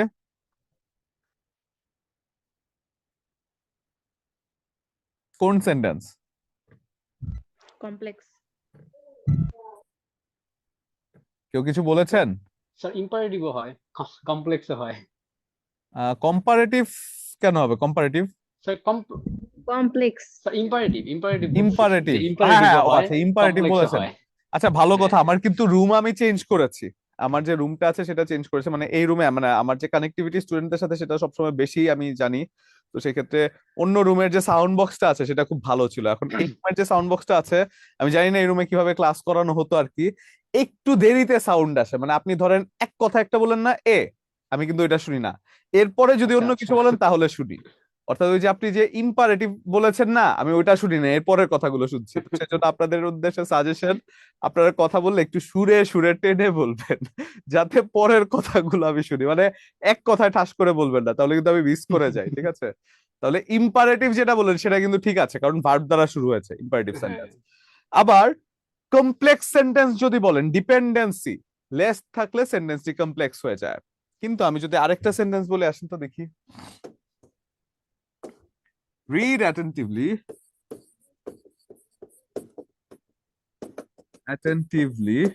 else you will fail। এটা কোন sentence? Compound. Compound, exactly, pound শুনেছি আর কিছু শুনি নাই, তাহলে কম্পাউন্ড এটা বলেছেন আমি বুঝতে পারলাম। তাহলে কম্পাউন্ড যে সেন্টেন্সটি আছে সেটা কেন হলো, এলস থাকলে সেটাকে কম্পাউন্ড সেন্টেন্স হয়ে যায়, তাই তো? এলস যে কথাটা আছে সেটা একটা কম্পাউন্ড সেন্টেন্স হয়ে যায়। কিন্তু যদি লেস থাকে, লেস যুক্ত কথাটা সিম্পল সরি কমপ্লেক্স সেন্টেন্স হয়ে যায়। দুটো বিসিএস এর দুটো প্রশ্ন, লেস থেকে একটা এসেছে, এলস থেকে একটা এসেছে, তার মানে যেটাই আসুক না কেন, এলস থাকলে কম্পাউন্ড, লেস থাকলে কমপ্লেক্স, মনে রাখতে হবে, অবশ্যই মনে রাখতে হবে, দুটো বিসিএস এসেছে এখান থেকে প্রশ্ন, মনে থাকবে? গুড। তাহলে লেস থাকলে সেটা হয়ে যায় কম্পাউন্ড, কিন্তু এলস থাকলে সেটা হয়ে যায় কি, কমপ্লেক্স। কি হলো?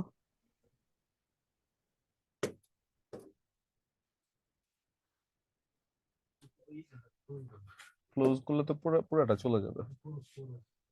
কি ক্রস, ও আচ্ছা সেটা বলেন। আচ্ছা এবার যদি আসেন হাউ টু এর পরে সবসময় মেইন ভার্বের বেস ফর্ম বসে। হাউ টু মানে কি, যে কোনো একটা কাজ করার সামর্থ্য যখন বোঝায়। এই আমার নোট কই গেল, লিখবো কোথায়? আচ্ছা আমি বলে না, না লিখা ছাড়া আসলে হয় না, একটু সময় দিবেন, একটু আমার নোটটা আনছি, আমি আমার লিখতে পারছি না এখানে।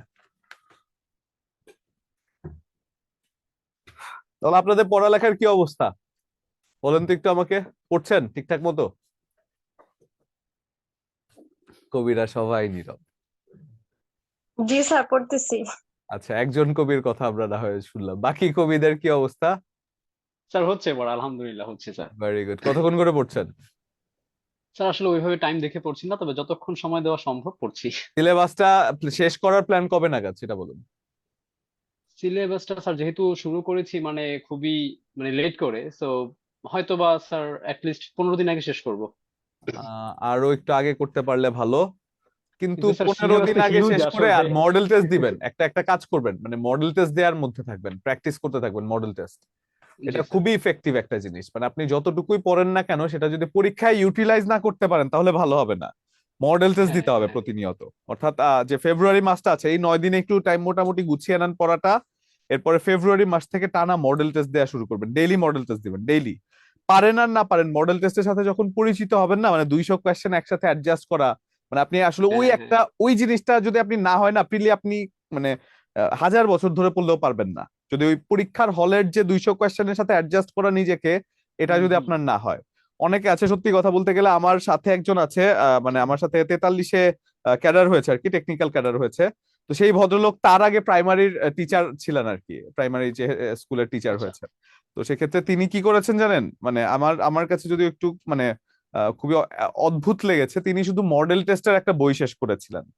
তিনি একটা মডেল টেস্টের বইয়ে 10,000 যে কোয়েশ্চেন থাকে না, 200টা কোয়েশ্চেন 5,000 করে মানে 50টা কোয়েশ্চেন 200টা করে, তিনি 10,000 শুধু এই কোয়েশ্চেন পড়েছেন, আর কিচ্ছু পড়েন নাই তিনি।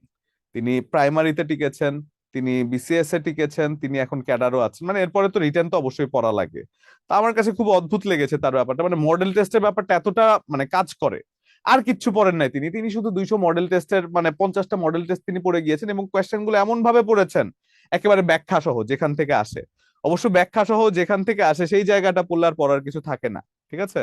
মডেল টেস্ট প্রফেসর, মার্কেটিং হয়ে গেল তো, আচ্ছা যাই হোক, মানে এই বইটা আমি কিনে, ঠিক আছে, এই বইটা আমি কিনেছিলাম, তো সেই জন্য আমি বলতে পারি যে এই বইটা খারাপ হয় না আমার কাছে মনে স্যার হয়। বাসায় আছে, প্রফেসর আছে। প্রফেসর এখনো বের হয় নাই, প্রফেসর স্যার এখনো বের হয় সমস্যা নাই। হচ্ছে যেটা এর আগে তো দুই একটা দিয়েছি আর কি, তো তখন মনে হতো যে আমার হাতে অনেক সময় আছে, কারণ তখন তো আসলে প্রিপারেশন ছিল না। তো দ্যাটস হ্যাঁ, ওয়াই দেখা যায় 2 ঘন্টা বসে স্যার ম্যাথ অ্যান্সার করতাম, বাংলা ইংলিশ যেগুলো পারতাম ওইগুলো করেছি, মনে হয় যে সময় শেষ হয় না। বাট হ্যাঁ, এখন যখন প্রিপারেশন নিয়ে যাব, এখন হ্যাঁ। একটু হিমশিম খাবোই, আসলে এটা একটা প্রবলেম। সক্রেটিস জ্ঞানের এর পিতা আগে যাকে বলা হয়, সক্রেটিসকে জ্ঞানের পিতা বলা হয়। তিনি কি বলেছিলেন জানেন? I know nothing except my ignorance. আমি আমার না জানা ছাড়া আর কিচ্ছু জানি না, আমি কিচ্ছুই জানি না, এরকম। বিসিএস এর প্রিপারেশনটা হচ্ছে যত নিবেন তত বুঝবেন আপনি কিচ্ছু জানেন না, যত পড়বেন। আর যদি না পড়েন তাহলে এগুলো কি পড়বো, আমরা তো এমনিতেই পারি সবকিছু, এ জাতীয় জিনিস আপনার না পড়লে মনে হবে। অর্থাৎ অ্যাজ লং এজ আপনার মনে হচ্ছে কিচ্ছু পারেন না, you are on the track. আপনি যখন মনে হচ্ছে যে আসলে কিছু পারেন না, you are on the track. কিন্তু যখন মনে হবে যে অনেক কিছু পারেন, তার মানে ভাই ডিস্টার্ব আছে, আপনি আপনার প্রিপারেশন ভালো না, ঠিক আছে। তাহলে এই জায়গাটাই যদি বলি, যেমন ফর এক্সাম্পল আমি আমাদের পরীক্ষা যখন দিতে গিয়েছি 41 না 43 জানি, তো আমি মোটামুটি মানে আপনাদের সামনে আমি যেরকম, আমি আসলে আমার পার্সোনাল লাইফে থাকে না এতটাও কি বলে আপনার ডিসেন্ট আমাকে খুব একটা বলা যায় না, মানে আমি একটু মোটামুটি ইয়ে আছি। তো আমি একটু মানে মোটামুটি রাফ এন্ড টাফ ভাবে আর কি পরীক্ষার হলে দিতে গিয়েছি, পরীক্ষা দিতে গিয়েছি। তো ইন দা মিন টাইম আমার পাশে দুইজন ব্যক্তি, তারা খুব কথা বলছেন যে হ্যাঁ তারা পড়ালেখা করছেন, খুব মানে তারা তারা পরীক্ষা নিয়ে ডিসকাস করছেন, এবং আমি একটা জাস্ট একটা জগার্স পরে গিয়েছি, একটা টি শার্ট একটা জার্সি পরে গিয়েছি। তো সামহাও আমাকে দেখে কেন জানি মনে হয়েছে তাদের যে আমি খুব একটা বেশি পড়ালেখা জানি না বা এরকম কিছু একটা। আই এনজয়েড দ্যাট, আমার কাছে খুব মজা লেগেছে। তারা তারা খুব কথা বলে একেবারে দুনিয়াদারি উদ্ধার করে ফেলছে সামহাও, যে এটা তো এখান থেকে পড়তে হবে, সেটা সেখান থেকে পড়তে হবে। তখন আমি 41-এ রিটার্ন দিয়ে 43 আবার গিয়েছে আর কি প্রিলি দিতে। তো ইন দা মিন টাইম তাদের মধ্যে যে কনভারসেশন আছে, সেই কনভারসেশনটা আমি যখন দেখলাম আমার কাছে মনে হয়েছে যে মানে গাধা গর্ধব গাছে ধরে না, এই আশেপাশে আমার আছে, আশেপাশে কয়েকটা আছে। তো সামহাও তাদের মধ্যে যখন তাদের অ্যাটিটিউডটা দেখলাম, তারা সবকিছু পারে, এবং তারা আমার দিকে যেভাবে লুক দিচ্ছিল, মানে এমন একটা ব্যাপার হচ্ছে কি, আমার তখন মানে ওই পড়তে পড়তে একটা সময় মাইগ্রেনের প্রচন্ড প্রবলেম হয়েছিল, মানে আপনার বাতাস, আমি ডিরেক্ট বাতাসটা নিতে পারতাম না, সেটা হোক ফ্যানের হোক এসির, মানে কোনো বাতাস আমি ডিরেক্ট নিতে পারতাম না। তো সামহাও আমার যে হয়েছে কি, আমার উপরের যে ফ্যানটা এবং লাক আমার সবসময় মানে একেবারে সবসময় লাকটা আমার এমন জায়গায় গিয়ে পড়বে, ওই পরীক্ষার মধ্যে আমার উপরে ঠিক মাথার উপরে একটা বিশাল বড় ফ্যান। এখন আমি মানে আমি আসলে নিতে পারছি না বাতাসটা, আমার মাথা টাথা খারাপ লাগছে। এখন ইন দা মিন টাইম আমার সাথে চুইংগামও নাই, মাইগ্রেনের ব্যথা কিন্তু চুইংগামে যায়, এটা একটা টোটকা দিলাম সবাইকে, মাথায় রাখবেন। মাইগ্রেন যখন খুব প্রবলেম করে চুইংগাম খাবেন, দেখবেন আপনার মানে নার্ভটা অনেকটা কাজ করবে। তো ইন দা মিন টাইম আমার হাতে চুইংগামও নাই, কোনো কিছু না, আমি কি করবো? তো আমার পাশে যিনি ছিলেন ওই যে দুই ভদ্রলোক, তো তাদের মধ্যে একজনকে বললাম যে ভাই একটু সরা যায়, তাহলে আমি একটু ওইদিকে আসতাম, আমার আসলে সমস্যা হচ্ছে আর কি। তো তিনি এমন একটা ভাব করলেন যে আমি যেন তার খাতা দেখতে আসছি, তার খাতা দেখতে তাকে সরার জন্য বলছে, পরীক্ষার আগে কিন্তু। তো তিনি মানে এমন একটু জায়গা দিলেন যে যে জায়গা আবার পানির বোতলটা রাখার জায়গা হবে না, এরকম একটা ব্যাপার। তো সামহাউ মানে আই ম্যানেজড, মানে পরে যখন দেখলাম যে ক্লাসে টিচার এসেছেন, তখন আমি স্যারকে আসলে বললাম যে স্যার আমার আসলে মাইগ্রেনের প্রবলেম হচ্ছে, আমি ডিরেক্ট ফ্যানটা নিতে পারছি না। পরে তিনি আমাকে একটা সিট চেঞ্জ করে দিয়েছেন। তো এই যে সিটটা চেঞ্জ করে দিয়েছেন, এবং আমার সামহাউ ওই দুইজনকে আমার জাস্ট আমি একবার রোলটা দেখেছিলাম আর কি, মানে থাকে না যে আমার আগে নাকি পরে, আমি একটু দেখেছিলাম যে মানে এরকম একটা মেন্টালিটি দিয়ে যদি এ যদি ক্যাডার হয়ে যায়, মানে খারাপ হয়ে যাবে জিনিসটা। জাস্ট একবার গোছ করেছিলাম, এবং রেজাল্ট যখন দিয়েছে, বিশ্বাস করেন আমার রেজাল্টের আগে আমি তাদের রেজাল্ট দেখেছিলাম, আসে নাই তাদের আনফরচুনেটলি। তো সেই জন্য বলছি যে খুব পণ্ডিত কিন্তু নিজেকে মনে করে বিসিএস এ। ইনফ্যাক্ট পরীক্ষা দিয়ে 150 না 160 এক একজন মানে ক্যালকুলেশন করে 150-এর নিচে আসবেই না, অথচ আমার 130 উঠতে যান বের হয়ে যায়, আমার 130 উঠতে যান বের হয়ে যায়, তাদের 150-60 উঠে যায়। এই 150-60 দেখবেন 2 ঘন্টার মধ্যে 110-এর নিচে নেমে যায়, এবং এটাই হচ্ছে প্রিলি, মানে যারা বুঝেই না ব্যাপারটা। তো সেজন্য পড়ালেখা করলে আস্তে আস্তে আপনি বুঝবেন যে আপনি আসলে you know nothing except your ignorance. তাহলে যখন আপনারা বলছেন I know how to play, তাহলে হাউ টু যে কথাটা আছে, এই হাউ টু হচ্ছে কি কোন একটা কাজ করার সামর্থ্য, কাজ করার সামর্থ্য বোঝাতে হাউ টু কথাটা বসে, এবং হাউ টু এর পরে, হাউ টু যেহেতু একটা কাজ করার সামর্থ্যকে বোঝায়, সেক্ষেত্রে হাউ টু এর পরে সবসময় মেইন ভার্বের বেস ফর্ম বসে। কারণ যে কোনো একটা কাজ তো তার বেস ফর্মে থাকলে তাকে করার সামর্থ্য বোঝাতে হবে, তাই না? তাহলে যে কোনো একটা কাজ করার সামর্থ্য বলতে সেক্ষেত্রে তারপরে মেইন ভার্বের বেস ফর্ম বসে যায় হাউ টু, এবং এরপরে ভার্বের বেস ফর্ম। আপনাদেরকে এই কথাটা বলেছিলাম আমি যখন প্রথম ক্লাসে গিয়েছি, আমার আশেপাশে সবাই যে সবকিছু পারে, আমি কিছু পারি না, বলেছিলাম ঘটনা। মানে আমি যখন প্রথম কোচিং এ গিয়েছি তখন আমি দেখি, মানে আই ওয়াজ এ স্টুডেন্ট, আপনারা তো জানেন সবকিছু প্রাইভেটে পড়েছি, তো আমার কোনো আইডিয়াই ছিল না। চর্যাপদ বাঙালি মানে বাংলা ভাষার প্রাচীন নিদর্শন, এটা আমি 2 বছর আগে জেনেছি, এর আগে জানতাম না। তো সেই জন্য যখন আপনার বলা হচ্ছে, কোচিং এ যখন গিয়েছি দেখি একটা কোয়েশ্চেন করে স্যার, সবাই দেখি এক গাদা অ্যান্সার করে, আরে স্যার এটা এটা এটা। তো আমি পরে বললাম, জানি তো বিশাল জ্ঞানী জায়গায় এসে পড়লাম, আমি তো কিচ্ছু পারি না। তো ইন্টারভিউটা আমার পাশের জনকে আমি জিজ্ঞাসা করলাম যে ভাই এগুলো কোত্থেকে পারেন আপনি, মানে এগুলো আসলে পড়েন কোত্থেকে, এই জিনিসগুলো আপনারা জানেন কোত্থেকে, এত আগে থেকে কিভাবে জানেন, আমি তো কিচ্ছু জানি না। পরে তিনি বলতেছেন যে, মানে তিনি কিন্তু আমাকে কোনো কিছু বলেন নাই, মানে কোত্থেকে পড়েছেন বা কি কিচ্ছু বলেন নাই। তিনি কয় বছর ধরে এখানে পড়ছেন সেটাও বলেন নাই। তিনি 3-4 বছর ধরে, তার আগেও 2-3 বছর ধরে তিনি মানে সেকেন্ড ইয়ার থার্ড ইয়ার থেকে পড়ছেন। ইন দা মিন টাইম যখন ক্লাস শেষ হয়েছে, পরে আমি তাদেরকে মহাজ্ঞানী ভাবলাম। আসলে মানে আমি খুব, মানে থাকে না যে কেউ পারে বা তার অ্যাবিলিটি নিয়ে কেউ যে মিথ্যা কথা বলতে পারে, এটা আমার বিশ্বাসই হয় না ভাই। পারিস মানে পারিস, পারিস না মানে পারিস না, না পেরে পারার কি আছে, না পেরে বলা, মানে এটা আসলে আমার সহজে বিশ্বাস হয় না। তো সামহাউ যখন দেখলাম, তো পরে মানে তারা বলতে চাচ্ছিল না, পরে জানলাম যে তারা অনেকদিন ধরে প্রিপারেশন নিচ্ছে। তো সামহাউ তারা আসলে আমার থেকে স্কিপ করে গিয়েছে যে তারা অনেকদিন ধরে প্রিপারেশন নিচ্ছে বা তারা এই ব্যাপারগুলো জানে। তো আমি যখন তাকে জিজ্ঞাসা করলাম, তিনি বললাম এভাবে এসব এগুলো এমনি পারি আর কি। তো তার এই অ্যাটিটিউডটা আবার বলেছিল, সে এখনো কোচিং করছে, তার মনে হয় এটা লাস্ট বিসিএস থাকবে, ঠিক আছে, সে কিন্তু এখনো কোচিং করছে। অর্থাৎ ওই যে যখন নিজের মধ্যে একটা ভাব চলে আসে, আপনি জানেন আপনি আসলে কিচ্ছু জানেন না, ঝামেলাটা এই জায়গায় হয়ে যায়, ঠিক আছে? তাহলে হাউ টু, এবার যদি আসি প্রিভিয়াস ইয়ারের কোয়েশ্চেনে, বলেন it is high time we act, কি হবে? হ্যান্ড রেজ করে। এতক্ষণ লাগবে কেন? It is high time, Masud.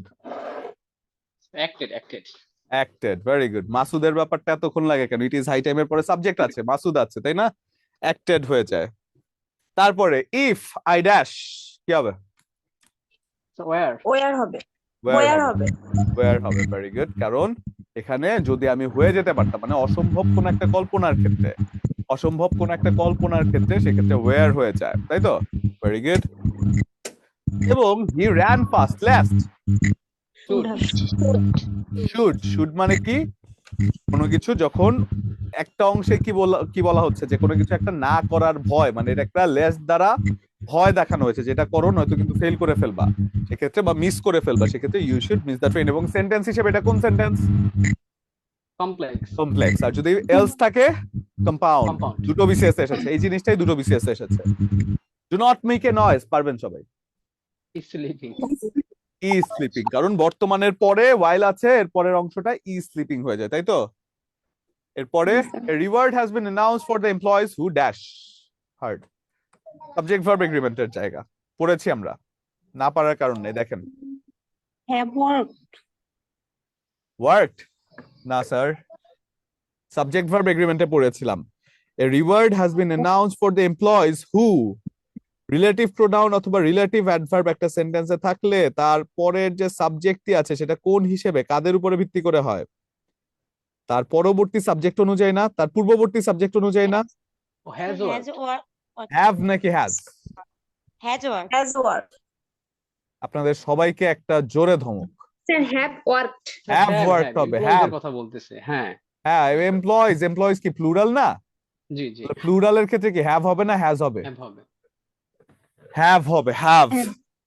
তাহলে এটা হয়ে যায় হ্যাভ ওয়ার্কড। হি স্পিক্স, পারবেন সবাই? বলেন। He were. You were very angry. এখন যত ইজিলি পারছেন, পরীক্ষার মধ্যে এত ইজিলি পারলেই হবে, ঠিক আছে? তাহলে এই আমরা পড়লাম সাবজেক্ট ভার্ব এগ্রিমেন্ট, এবং এর পরের ক্লাসে আমরা রাইট ফর্ম অফ ভার্ব না, আমরা ভার্ব থেকে ইনশাআল্লাহ শুরু করব, যেখান থেকে একটা কোয়েশ্চেন আমরা আশা করি পাওয়ার সম্ভাবনা আমরা রাখি। রাইট ফর্ম অফ ভার্ব থেকে না, মানে ভার্ব থেকে একটা কোয়েশ্চেন আসবে আশা করছি, জিরান পার্টিসিপল থেকে। এবং আজকে যা পড়েছি সেই জায়গাগুলো খুবই গুরুত্বপূর্ণ ছিল। এবং ডেইলি একটা জিনিস যেটা বলছি যে আপনারা একটু ইয়ে করেন, কি বলে, মডেল টেস্ট পড়েন, আর জব সলিউশন মানে প্রিভিয়াস ইয়ারের কোয়েশ্চেন গুলো পড়ার একটু অভ্যাস করেন ব্যাখ্যা সহ, সেই জায়গাটা আপনাদেরকে হেল্প করবে। এবং ওভারঅল যে মডেল টেস্টটা দিবেন ওএমআর শিটের মধ্যে, হ্যাঁ, মানে কোনো অনলাইন প্ল্যাটফর্মে বা কোনো মানে কি বলে টাচ করে যেটাকে বলা হয়, এই টাচ করে কোনো মানে মডেল টেস্ট দেওয়া হয় না, কারণ টাচ করলে আপনার হাতে আপনি খাতা নিয়ে বসবেন। আজকাল খুব খাতা ফাস্ট অ্যান্সার করা খাতা তো যায়। আপনি পরীক্ষার হলে বলেছিলাম এটা। হ্যাঁ, তো সেক্ষেত্রে টাচ করলে আপনার এই মডেল টেস্ট আসলে কোনো কাজেই হবে না, এবং বিশ্বাস করেন মডেল টেস্ট না দিলে আসলে আপনি কখনো ওই এক্সাম হলটা বুঝবেনই না। তো সেজন্য এখন থেকে চেষ্টা করুন। এবং সত্যি কথা বলতে গেলে এখন পর্যন্ত আপনাদের যদি আমরা বলি প্রায় 49 দিনের মতো সময় আছে এখন থেকে আপনাদের হাতে। তো এই 49 দিনে চেষ্টা করলে অনেক কিছু করা যায়, আর যদি চেষ্টা না করেন তাহলে 49 দিন কিন্তু শুধু এই দি রিলিজ আত্মগুল অথবা কি জানি বলা হয় গেম অফ থ্রোনস, এগুলো দেখে আপনারা শেষ করতে পারবেন 49 দিন। আপনার কোন দিক দিয়ে যে যাবে অ্যারো, এইসব দেখে আপনারা শেষ করতে পারবেন, সিরিজ দেখে শেষ করতে পারবেন আর কি, ইন শর্টস। তো এই জন্য এই সকল জিনিসগুলো দেখে শেষ করবেন না, আপাতত একটু পড়ালেখা করুন। পরে যে ইয়েটা আছে পরবর্তীতে মানে পরীক্ষাটা যাক, এরপর একটু রিল্যাক্স হন, ঠিক আছে? তাহলে এই টাইমটা একটু সর্বোচ্চ এফোর্ট দেন। আর আরেকটা কথা, ওই যে বিয়ে শাদী এখন যেন না, হ্যাঁ, বিয়েতে না না যাওয়াটাই ভালো, ঠিক আছে? তাহলে আজকে এখানেই শেষ করছি। ধন্যবাদ সবাইকে। আসসালামু আলাইকুম।